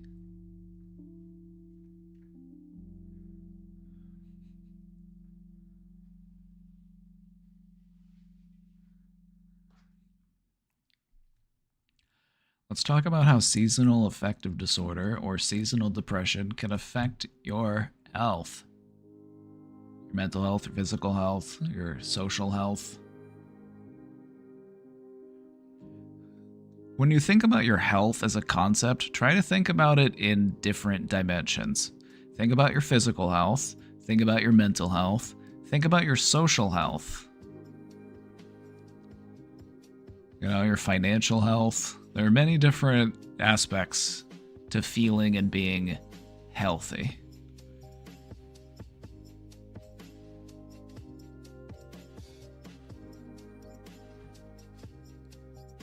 Seasonal depression can give you a persistent feeling of sadness, hopelessness, or irritability. You may experience an increased sensitivity to rejection or stress. When it comes to your physical health, it can create chronic fatigue and it can make your energy levels low. This may make your daily tasks feel a bit overwhelming.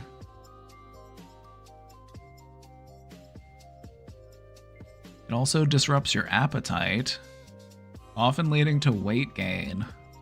Normally during these times, it kind of puts our body into like a hibernation mode, and we start to seek out like nutrient rich, like carb dense, high sugar foods.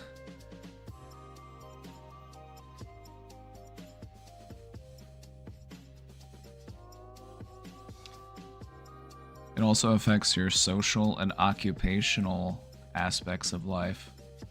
You might be more withdrawn from social activities. You might not see your loved ones as much. You may experience a difficulty concentrating, which can lead to a reduced productivity and performance. You may experience heightened stress in relationships or your work environments. So let me ask you a question. Do you feel like your energy or mood shifts with the seasons? For me, it's an obvious yes. I'm under a blanket for crying out loud.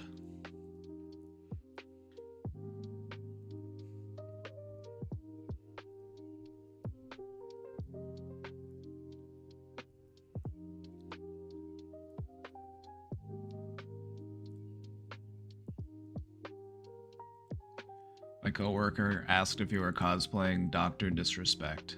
No, I'm reclaiming yellow sunglasses.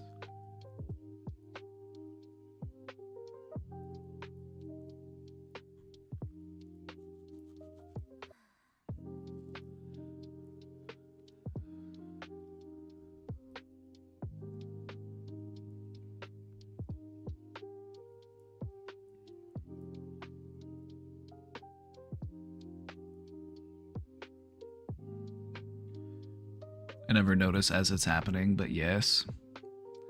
And I think that's one of the important things of learning to recognize it is it allows you to respond to it and cope with it a bit better. It sucks to actually acknowledge it because you like to think like if I just don't acknowledge it, it's not real until it gets to the point where it's like, okay, this is actually impacting me.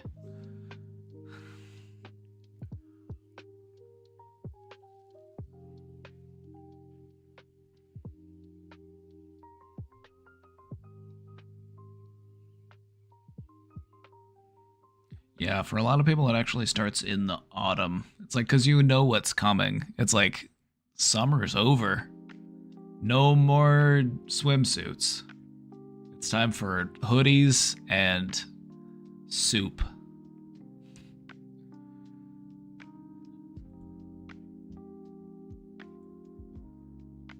Let's talk about some coping strategies.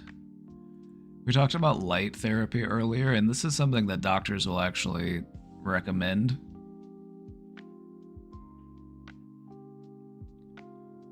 Light therapy, it actually helps to mimic natural sunlight to regulate your circadian rhythms.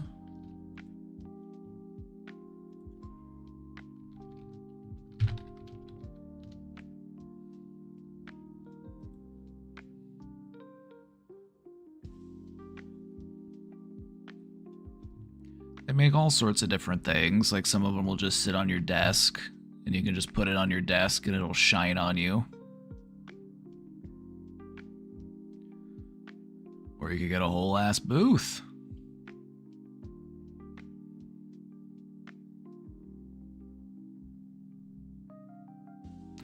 And I know it kind of sounds silly. It's like you're telling me that my body is sad because it doesn't see the sun, and so I need to shine a light on myself to feel better. And I say, actually, yes. I know it kind of sounds silly, but it does help. You are biologically wired to react to the sun. Evolutionarily speaking, humans used to be nomadic. We used to follow around herds of animals. And so we wouldn't always stay in areas that were like too cold or, too isolated. Not everybody, at least. Some people did. You have ancient settlements who are just like, I like it cold. Bring it on. 30 days a night, let's go. Not for everyone, though. Some other strategies include trying to get a little bit of exercise. The thing about exercise and why it's so important is because exercise stimulates serotonin production in your body. And so it can help to increase your mood. It's really important to do. It doesn't even have to be anything too intense. You don't have to go and get super sweaty.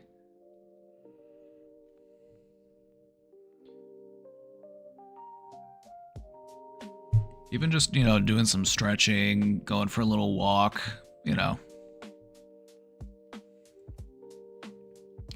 Try to spend some time outdoors. Even if it's cloudy, just having some of that natural light helps.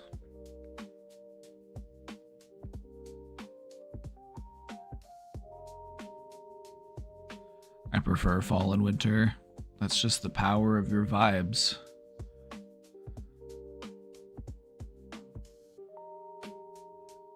I like the warm weather because I like to be outside and doing, stuff out in nature, out in the woods. I could do that when it's cold too. I just haven't had the opportunity. One of the things I want to do is get a nice sleeping bag and do some cold weather camping.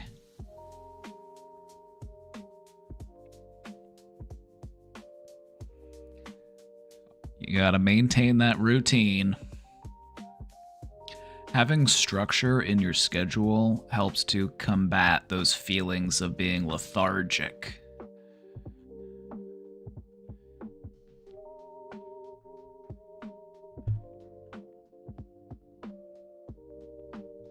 And when it comes to making a routine, my recommendation is to just start adding one new thing that you want to do as part of your routine. And then do that thing. And then once that becomes a part of your hobby, like part of your routine, it becomes habit, add another thing. And then next thing you know, you have a fully fleshed out routine and it all sticks because you didn't do too much at once. One of the fatal mistakes that people make when trying to build a new routine is doing too much at once. You're just setting yourself up for failure. Now, it is true that you can do that and you can tough it out and you can make it work, but that's your choice. That's your choice. High risk, high reward, I suppose.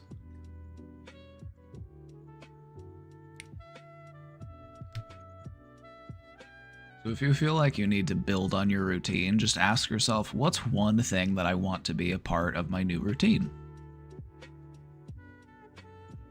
Then make a meaningful effort to start doing that thing every day. And then add another thing to it once that one is ingrained into your routine.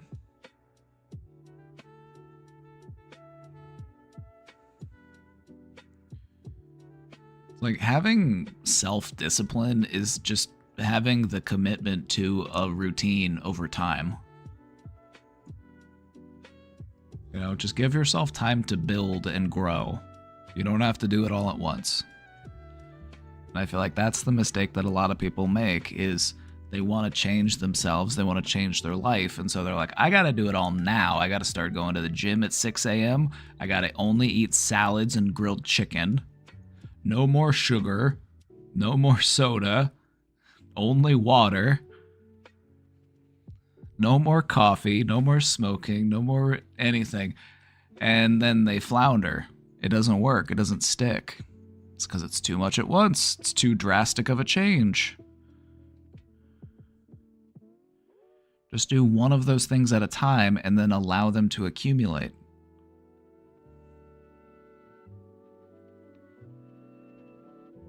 Like layers of strata within a rock. Just build onto it.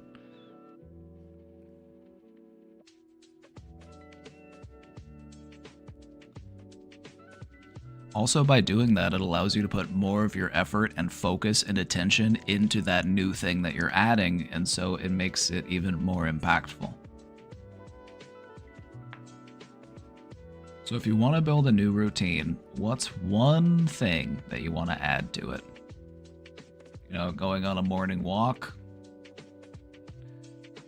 incorporating a meditation practice, just pick one thing and then do that for a week and then reassess. See if you're ready for another thing.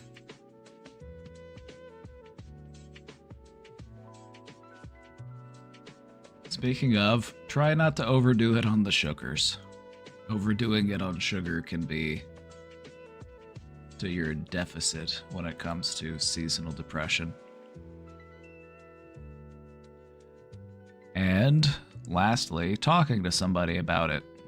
If you find it to be particularly impactful, talking to somebody about it can be very helpful. CBT is particularly effective for seasonal depression. Speaking of, let's talk about when it is time to ask for help. If we feel like we are, really struggling in certain months of the year. Let's talk about when it would be a good time to ask for help. Some of the warning signs would be when the symptoms that you are experiencing start to interfere with your daily responsibilities, whether it be, your work or your relationships.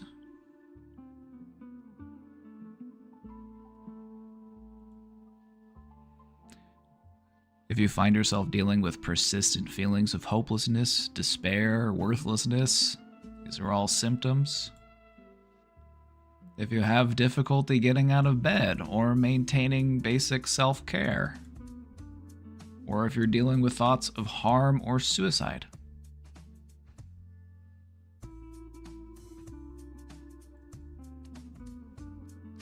If you notice any of these symptoms, or if you find these symptoms to be persistent, I strongly encourage you to reach out to a mental health professional. Don't forget that seeking help is a sign of strength, not weakness. Many people improve significantly with proper treatment and care.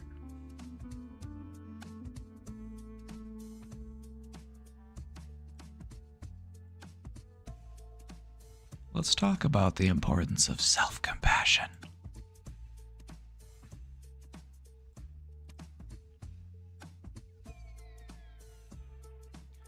Understand that seasonal affective disorder, this seasonal depression, it's a medical condition. It's something that happens because of the state of your environment. It's a condition, it's a response to a change in the light, in the change to, the weather. This is not a personal failure. This is not because of anything that you did or anything that you've, failed to do. This is something that just happens to people. Acknowledge that lack of energy and motivation is a part of the condition, which can make it really annoying to have to deal with, that lack of energy and motivation. And the paradox here is that if you want more energy and more motivation, you have to start doing things. You got to get up and start doing stuff. That's how you fight it. That's how you find that energy and motivation. You get out and look for it instead of waiting for it to come to you. Which I know, I'd rather just lay in bed right now. I'd rather just hang out and wait for all of the energy to come to me. But alas,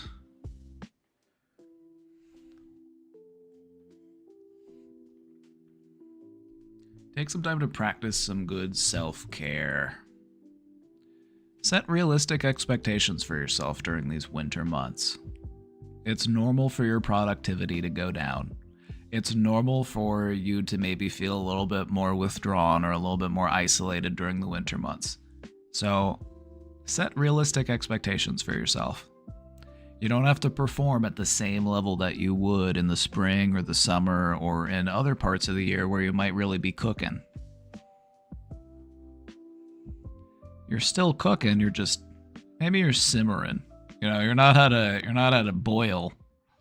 Maybe you're simmering, but you're still cooking. What am I drinking? Coffee today.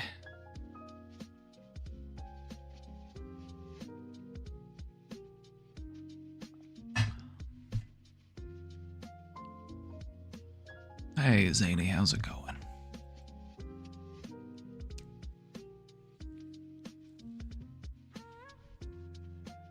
When we are working on becoming better at self-care, take small steps working towards it.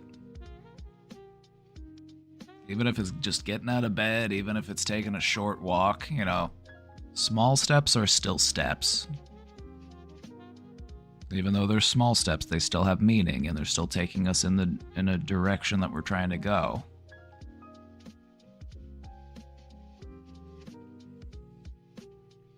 Take time to engage in activities that bring you joy, even if it feels difficult.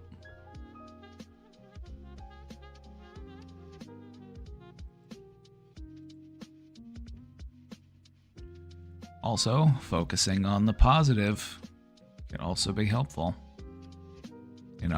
Try some gratitude journaling. Shift that focus towards positive moments.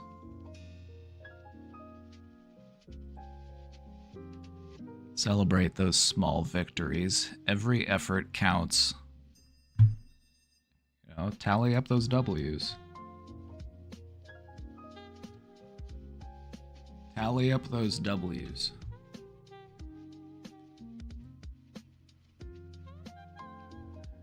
Don't forget to stay connected.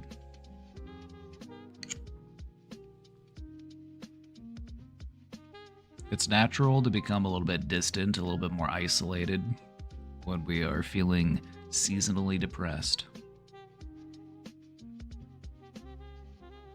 But still, try to make that effort to reach out.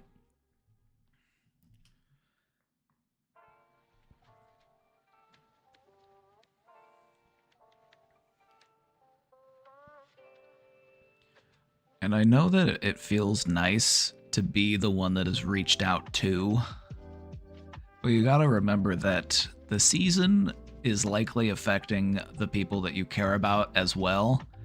Maybe in different ways, but it's undoubtedly still affecting them as well. I don't feel like there's anybody who's just completely unaffected by the change in seasons. I think it's pretty unavoidable that you will have at least a little bit of a change to your mood or to your routine. And so, the people that you might be waiting to hear from might also be waiting to hear from you. So don't be afraid to be the one to reach out.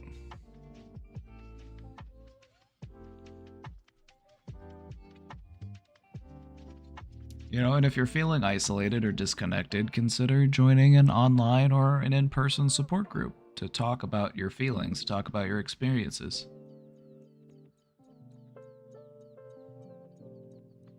Seasonal depression is quite common.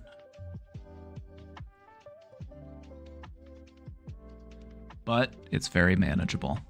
With the right tools and the right support, you'll be smooth sailing. Doing light therapy, getting more exercise, and making a structured routine, or if necessary, talking to somebody about it, can make a big difference.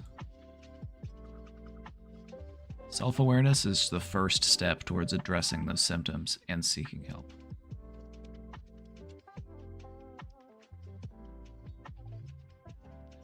You know, as someone mentioned earlier, as Rogue Swan, I never notice as it's happening.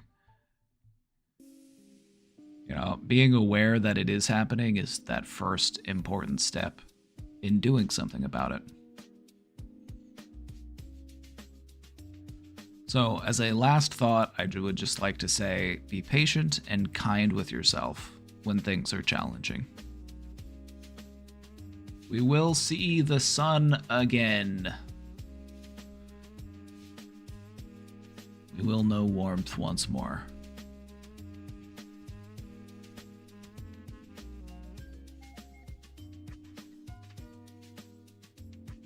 That's it. That's the presentation. Thank you. Any questions?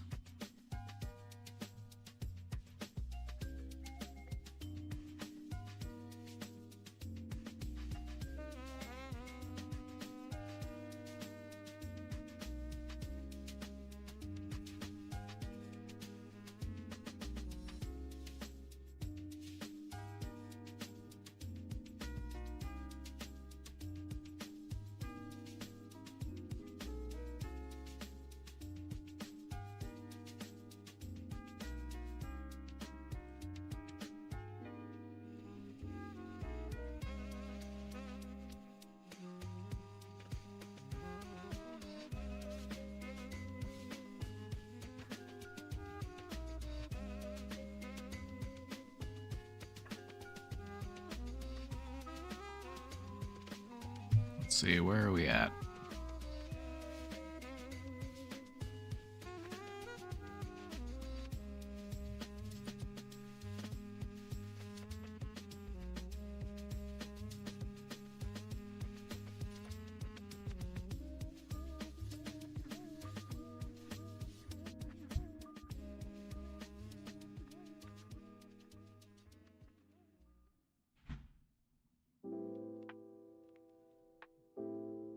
8 hours to go for me.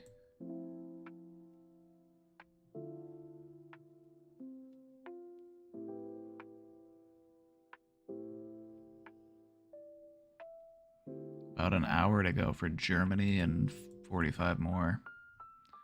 I think that's... yeah, this one.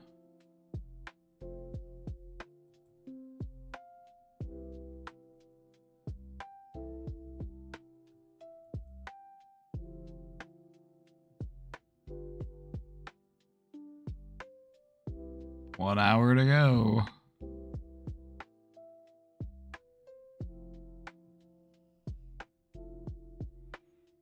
I've still got 8 hours to go, which gives me time to go to the store.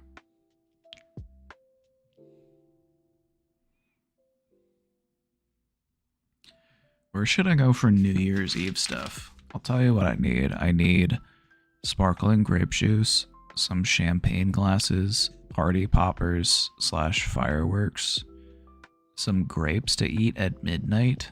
Is that a thing? Eating grapes? Sure. And then I need to get some smudge sticks. I need some sage. But Walmart has most of that stuff.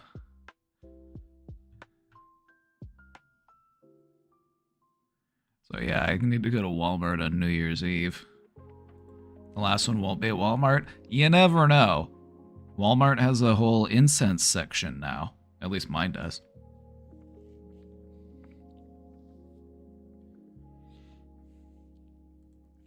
My Walmart has a section of all of that stuff. It's not very big, but they might have it, actually. I might be able to get some sage. Maybe. If not, I'll have to go to the smoke shop. Anyways, I'm going to get to these question box questions, and then I'm going to take off a little bit early so that I can go to the store. Eat 8 grapes under the table, I heard. That's very specific.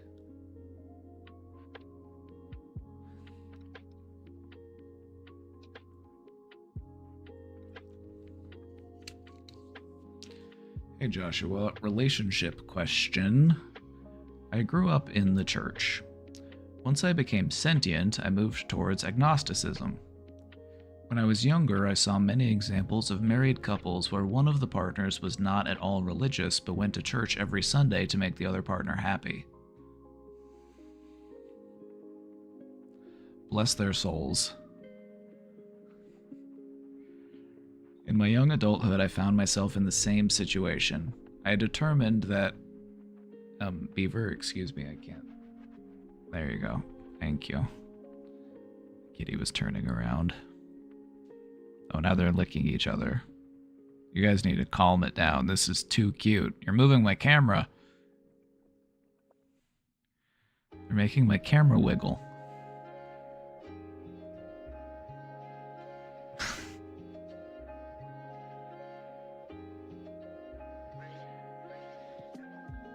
I need you two to stop being so cute.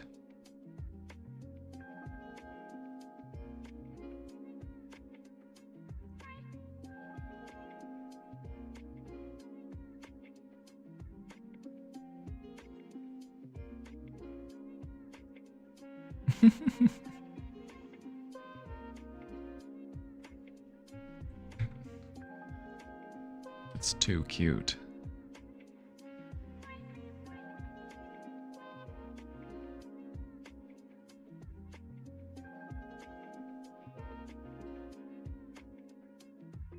They're still going at it. I'm just... Alright, I'll try to read around you.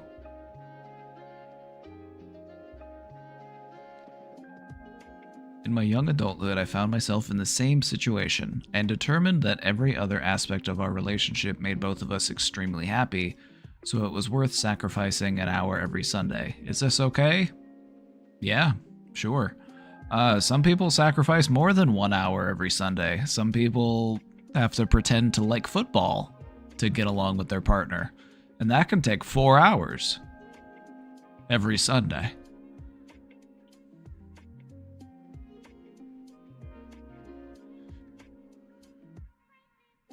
Can you two calm it down?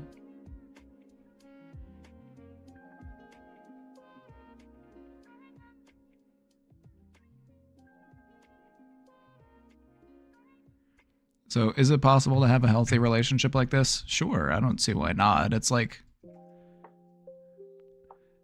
sometimes in a relationship, you do things that you might not normally like or would do on your own, but you do it because it makes your partner happy. And that's fine. I would just also hope that they do the same for you. As long as they make you happy and you make them happy, I think that's a good fit.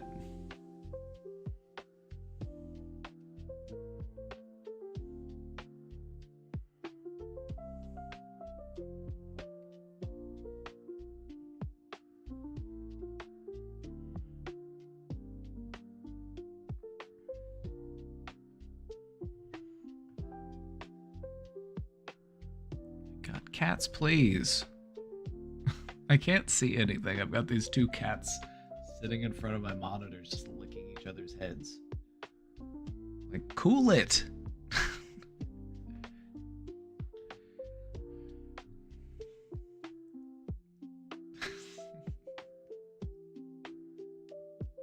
Can you guys go back to sleep? Do we have to do this right now?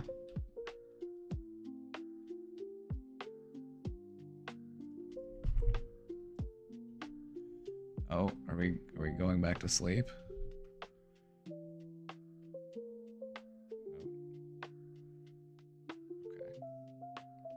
Got that leg. Oh my god, Beaver, what is going on here? What are you doing? Big stretch. A big stretch.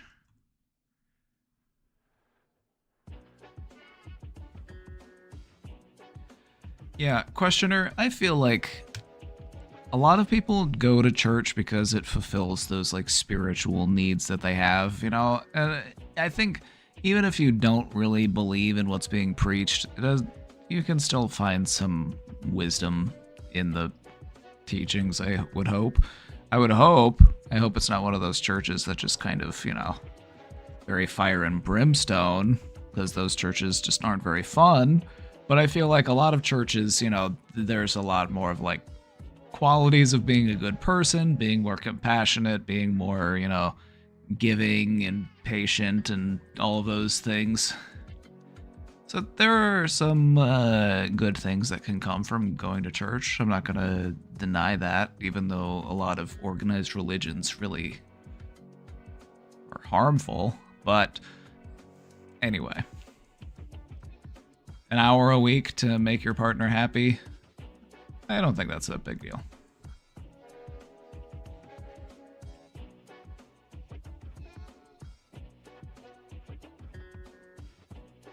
I could understand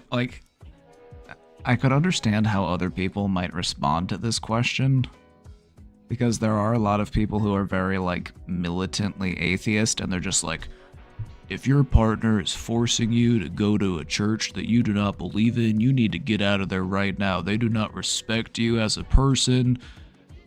It's like, we don't need to look at it that closely. I feel like this isn't really that big of a deal. As long as the church isn't teaching anything that you just completely and utterly disagree with, and you're having to be subjected to that, you know, it's... Anyway.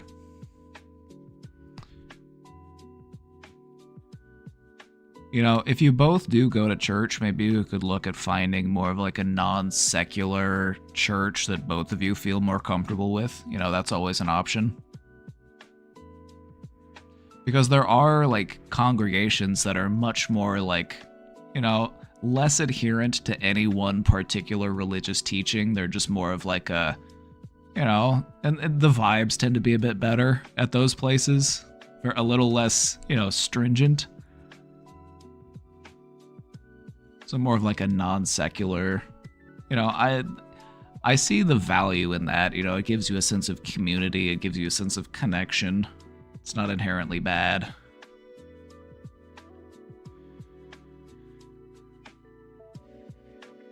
My aunt asked me when I was going back to church. Just tell her that you're trying to find the right one. Just be like, I'm shopping around.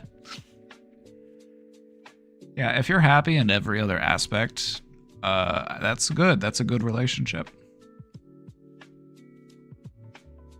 I would say, you know, if you wanted to look into checking out a different type of service every week, you know, there's no harm in that. I don't think that you need... Okay, so correct me if I'm wrong. Actually, no one can correct me if I'm wrong because nobody actually knows. I don't think that you go to hell for going to different churches. I think that you can you can shop around a little bit. I think that you can do that. I think that that's allowed. I don't think that you only have to go to one church for the rest of your life in order to make it in. So I think it's okay to like shop around, you know, just to see what's out there.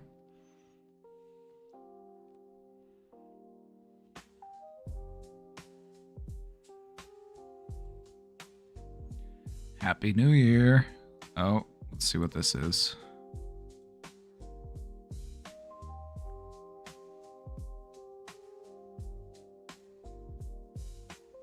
The owner decided to install a camera at his cat's feeder, and this is what came out of it.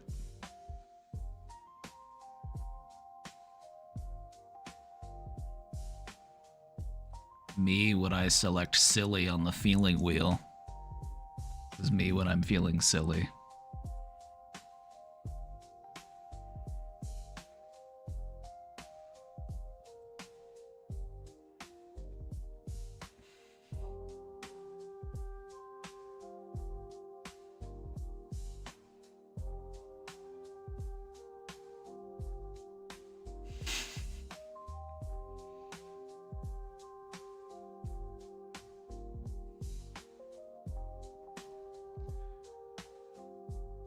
Yeah, the fisheye lens really adds to it, doesn't it?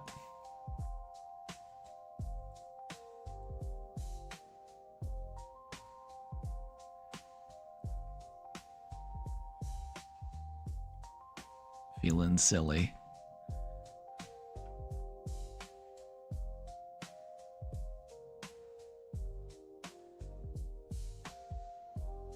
Beaver, you stole her spot?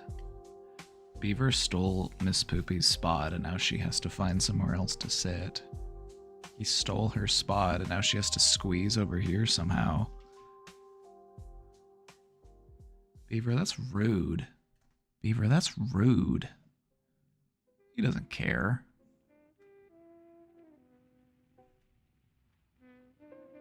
Beaver, address it.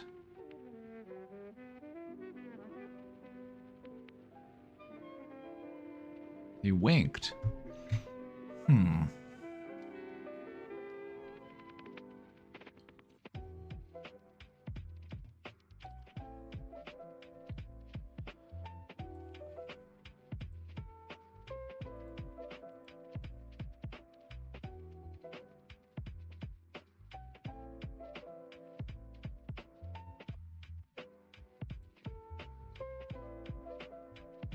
What bird do you dislike? I like most birds, but the birds that I don't like...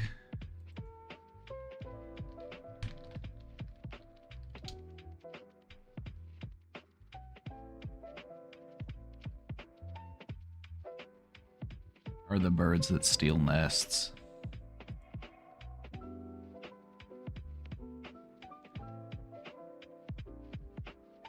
There's some types of birds that steal nests. The ones around here that I have beef with are the blue jays. We also have a few brown-headed cowbirds, which are also nest stealers.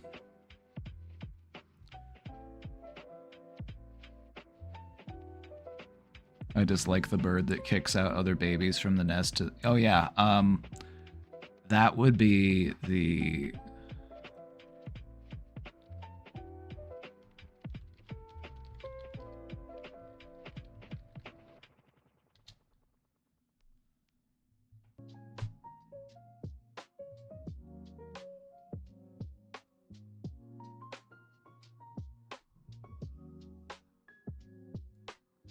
Goddamn cuckoo bird.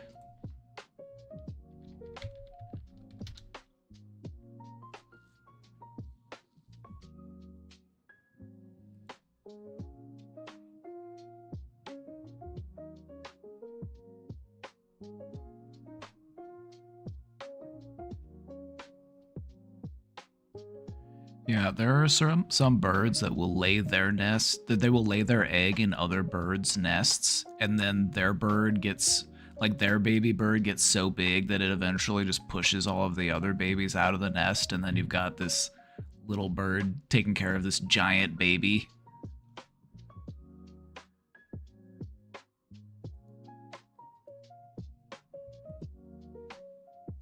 It's rude. It's rude as hell. Oh, I don't like it. I don't support that.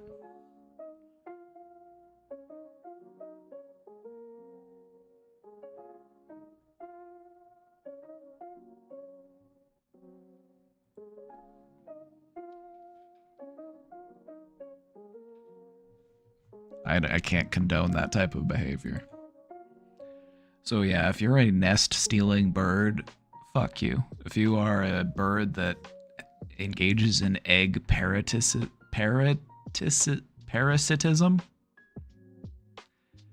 Egg parasitism.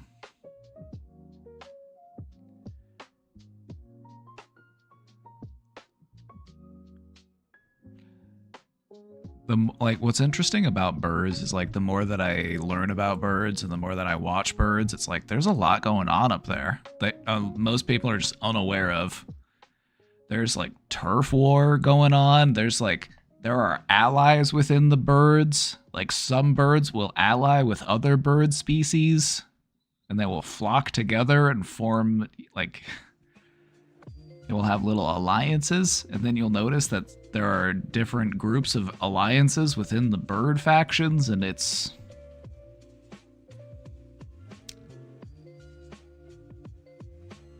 a jungle out there. If you like Pokemon Go, you should try bird watching.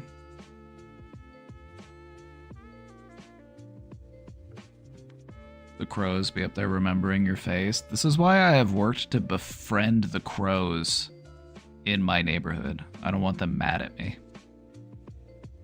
So whenever they come by, and they'll come by sometimes, and I'll just sit in my tree, and they'll just come and they'll caw at me, and I'll be like, all right, I'm coming. And then I'll give them some crackers or something.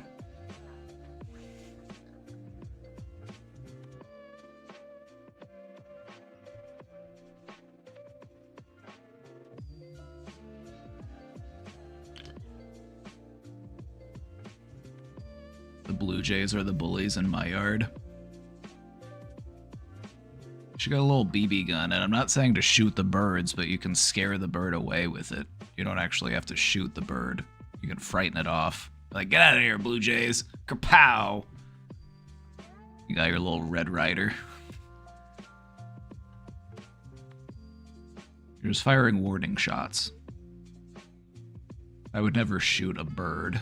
It just feels wrong. But I would fire a warning shot at a bird to tell him to get out of my tree. Especially if he's a no-good nest-stealing blue jay.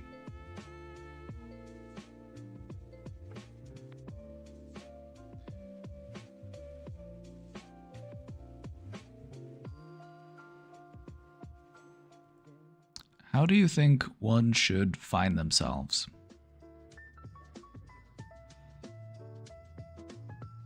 By asking yourself the hard questions and taking the time you need to figure out the answers. And also accepting that there are some things that you will just never know the answer to. I feel like that's also a big part of it. There are some questions that will remain unanswered, and that's okay.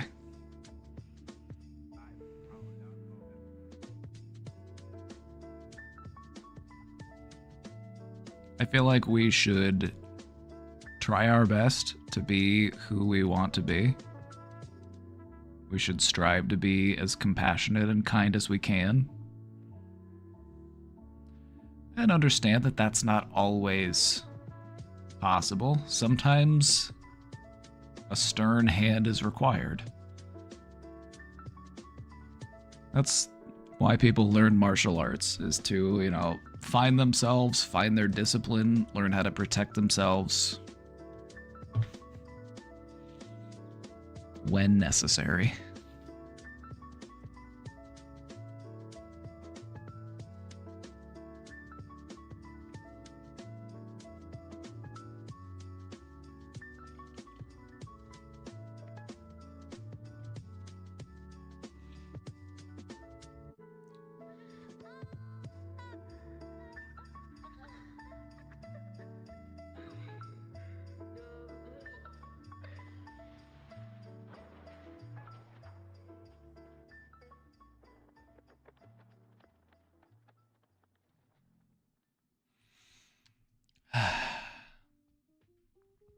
I feel like life is a journey of self-discovery. And so it's okay to not fully understand or comprehend who you are in this moment. That's totally fine. It's an ongoing process. You are always uncovering more to learn about yourself and what you're made of. So my suggestion is keep learning, keep going.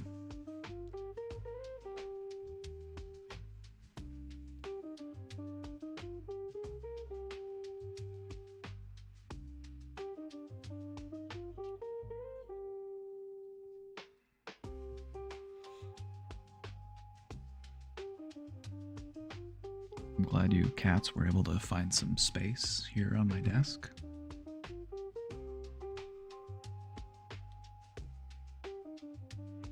Is that cute or what?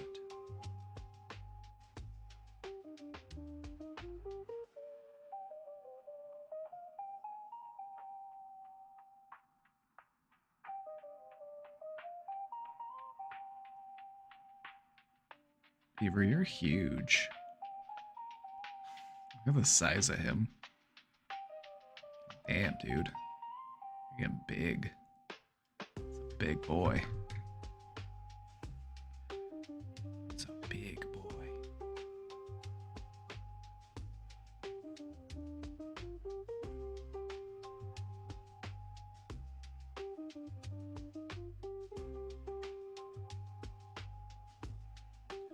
Oh, speaking of cats bringing stuff inside, Syndra did that with a mouse once. It's like, damn it, Syndra.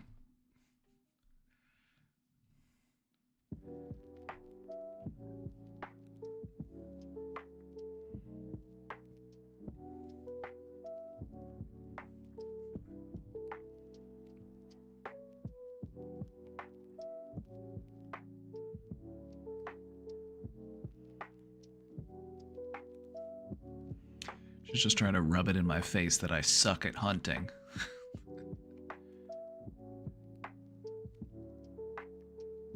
That's why cats bring you stuff. They're just trying to flex on you. They're like, look at this. I caught this, and I don't even need to eat it. I'm just gonna leave it for you since you're such a pathetic hunter. That's why cats bring you stuff.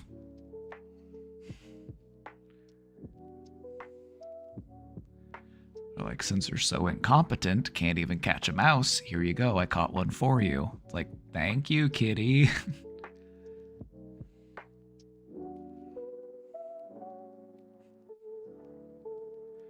They think you're pathetic.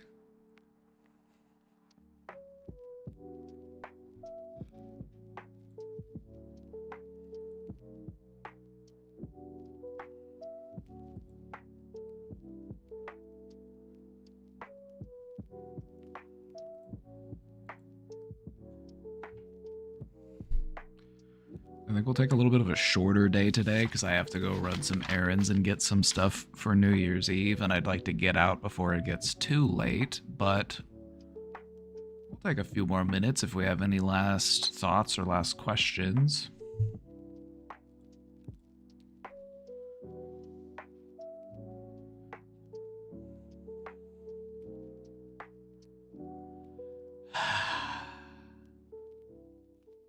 Normally, my season gets better after the start of the year.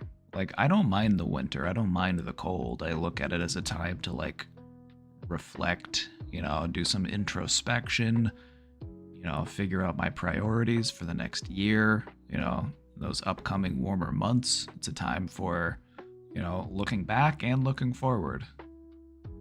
It's also a time for some gaming. I want to be doing some some gaming in my free time this winter.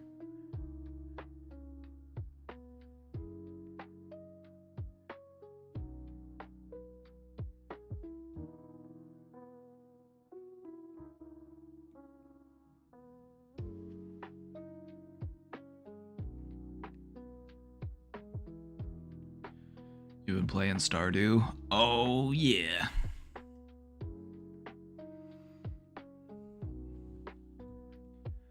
I've been playing Stardew as well. It's about to be spring again. I'm almost to my first day of year 2 on Stardew.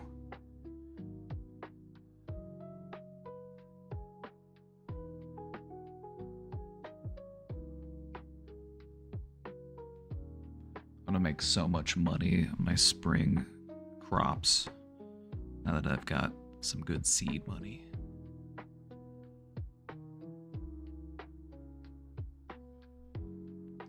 Yeah, this winter in my Stardew game, I made it all the way to the bottom of the mines. I made it to level 120 in the mines. That was pretty good.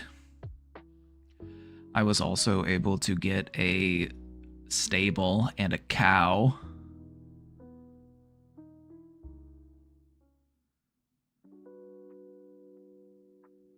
Hope you enjoy the movies I sent you for Christmas. Oh yeah, absolutely. We love having those movies.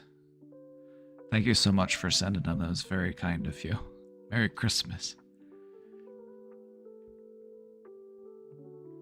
How do you feel about how to find yourself? Exciting.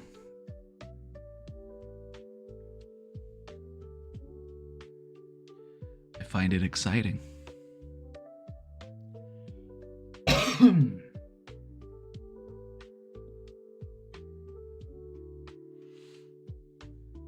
mean, a barn, a stable is for the horse. Oh, that's what I meant. I meant a barn. I got a dairy cow.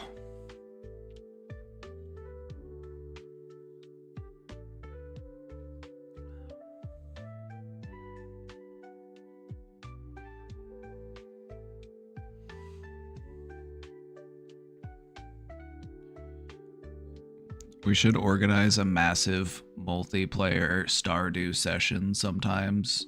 Whose farm should we go to? If we got a bunch of people playing it, let's have a Stardew party.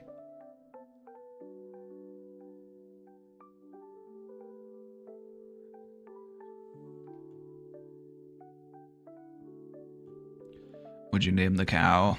I have one dairy cow and her name is Momo.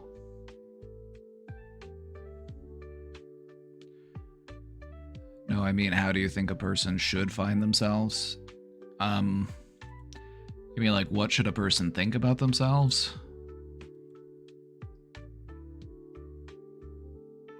I think you should, be realistic with yourself, but you should also be encouraging and uplifting of yourself. You gotta take chances, you gotta try new things, you gotta,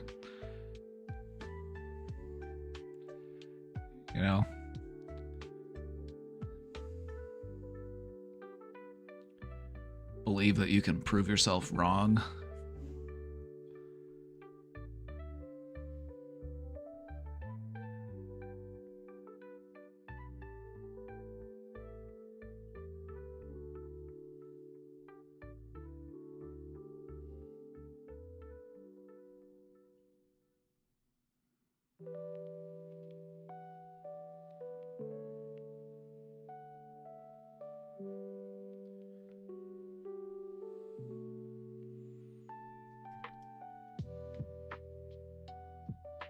I'm obsessed.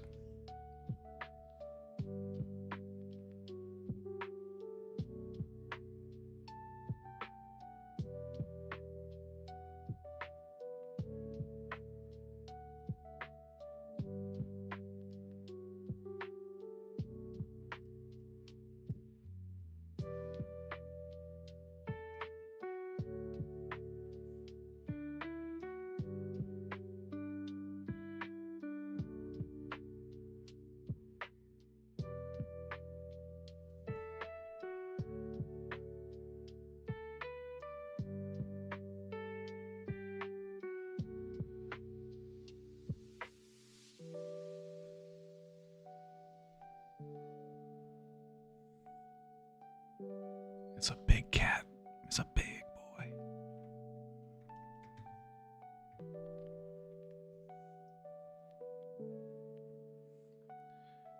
West Texas man, thanks for the 25 bits. Happy New Year.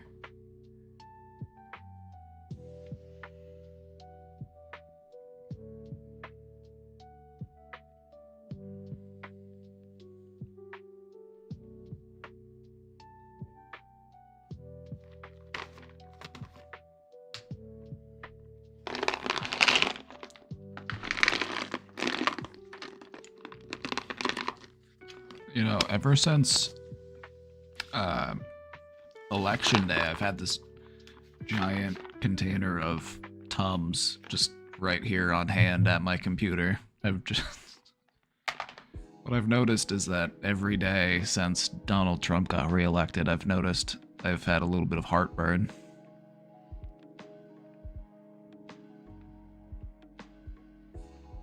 I just wonder if the two are related.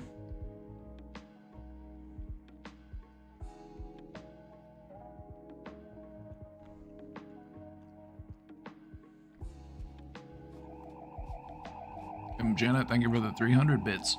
Hey.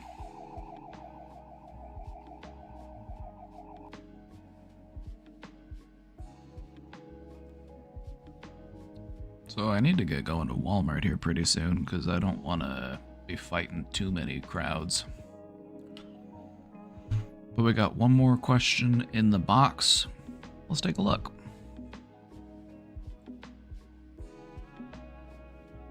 I'm scared and anxious about everything in the new year. I'm going to have significant changes. I don't have this feeling that today the year will turn. Don't think I even want to feel it. I don't like time passing. How can I deal with these feelings?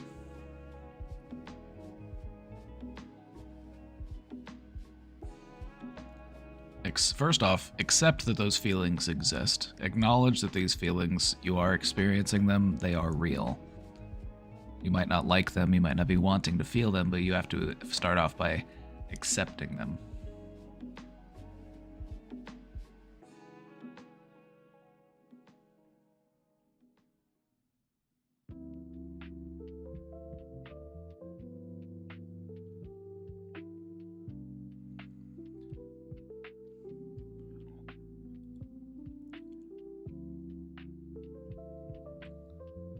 I know things might feel a little bit overwhelming right now.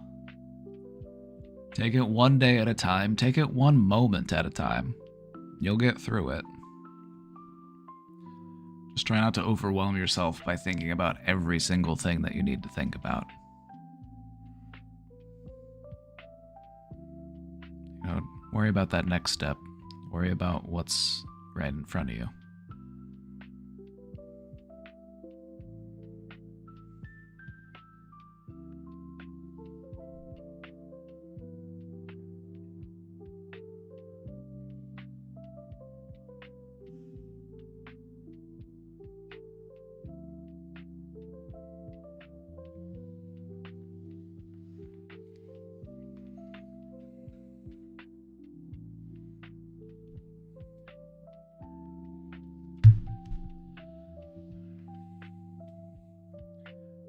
Remember this, you have made it through 100% of your worst days so far.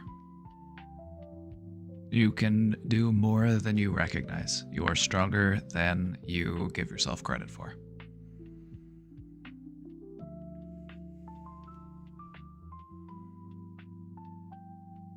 You know, if you're dealing with anxiety or anxious thoughts, try reframing those thoughts. Try to focus on your strengths. Celebrate your successes.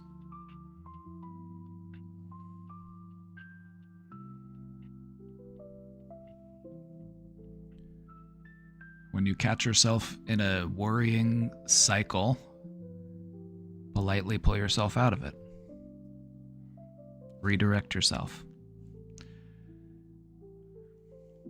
We're gonna make it through.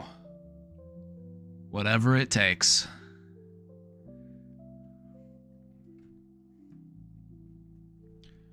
Let me show you something real quick. Miss Pooh has this orange spot on her head here. That's her third eye. And if I brush it a little bit, it gets bigger. You can kind of see it there. It's her. It's her third eye.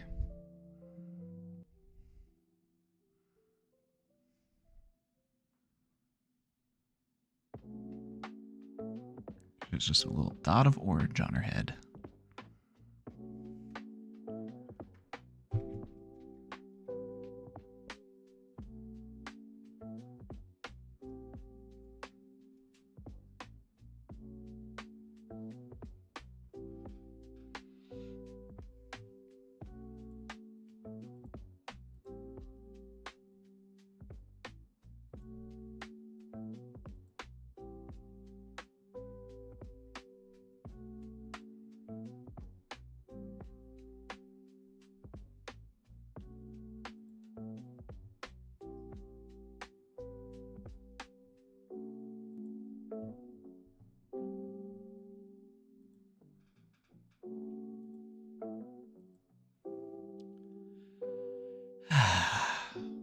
All right, everybody. I think I'm going to call it a little bit early today. I've got to run to the store to pick up a few things before our New Year's Eve.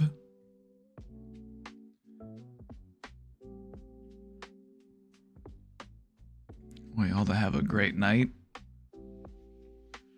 Have a happy New Year. And I'll see y'all tomorrow.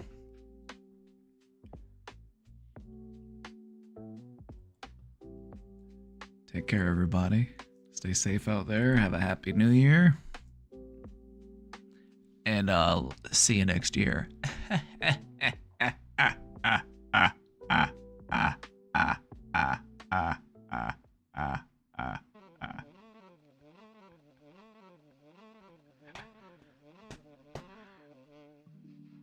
See you next year.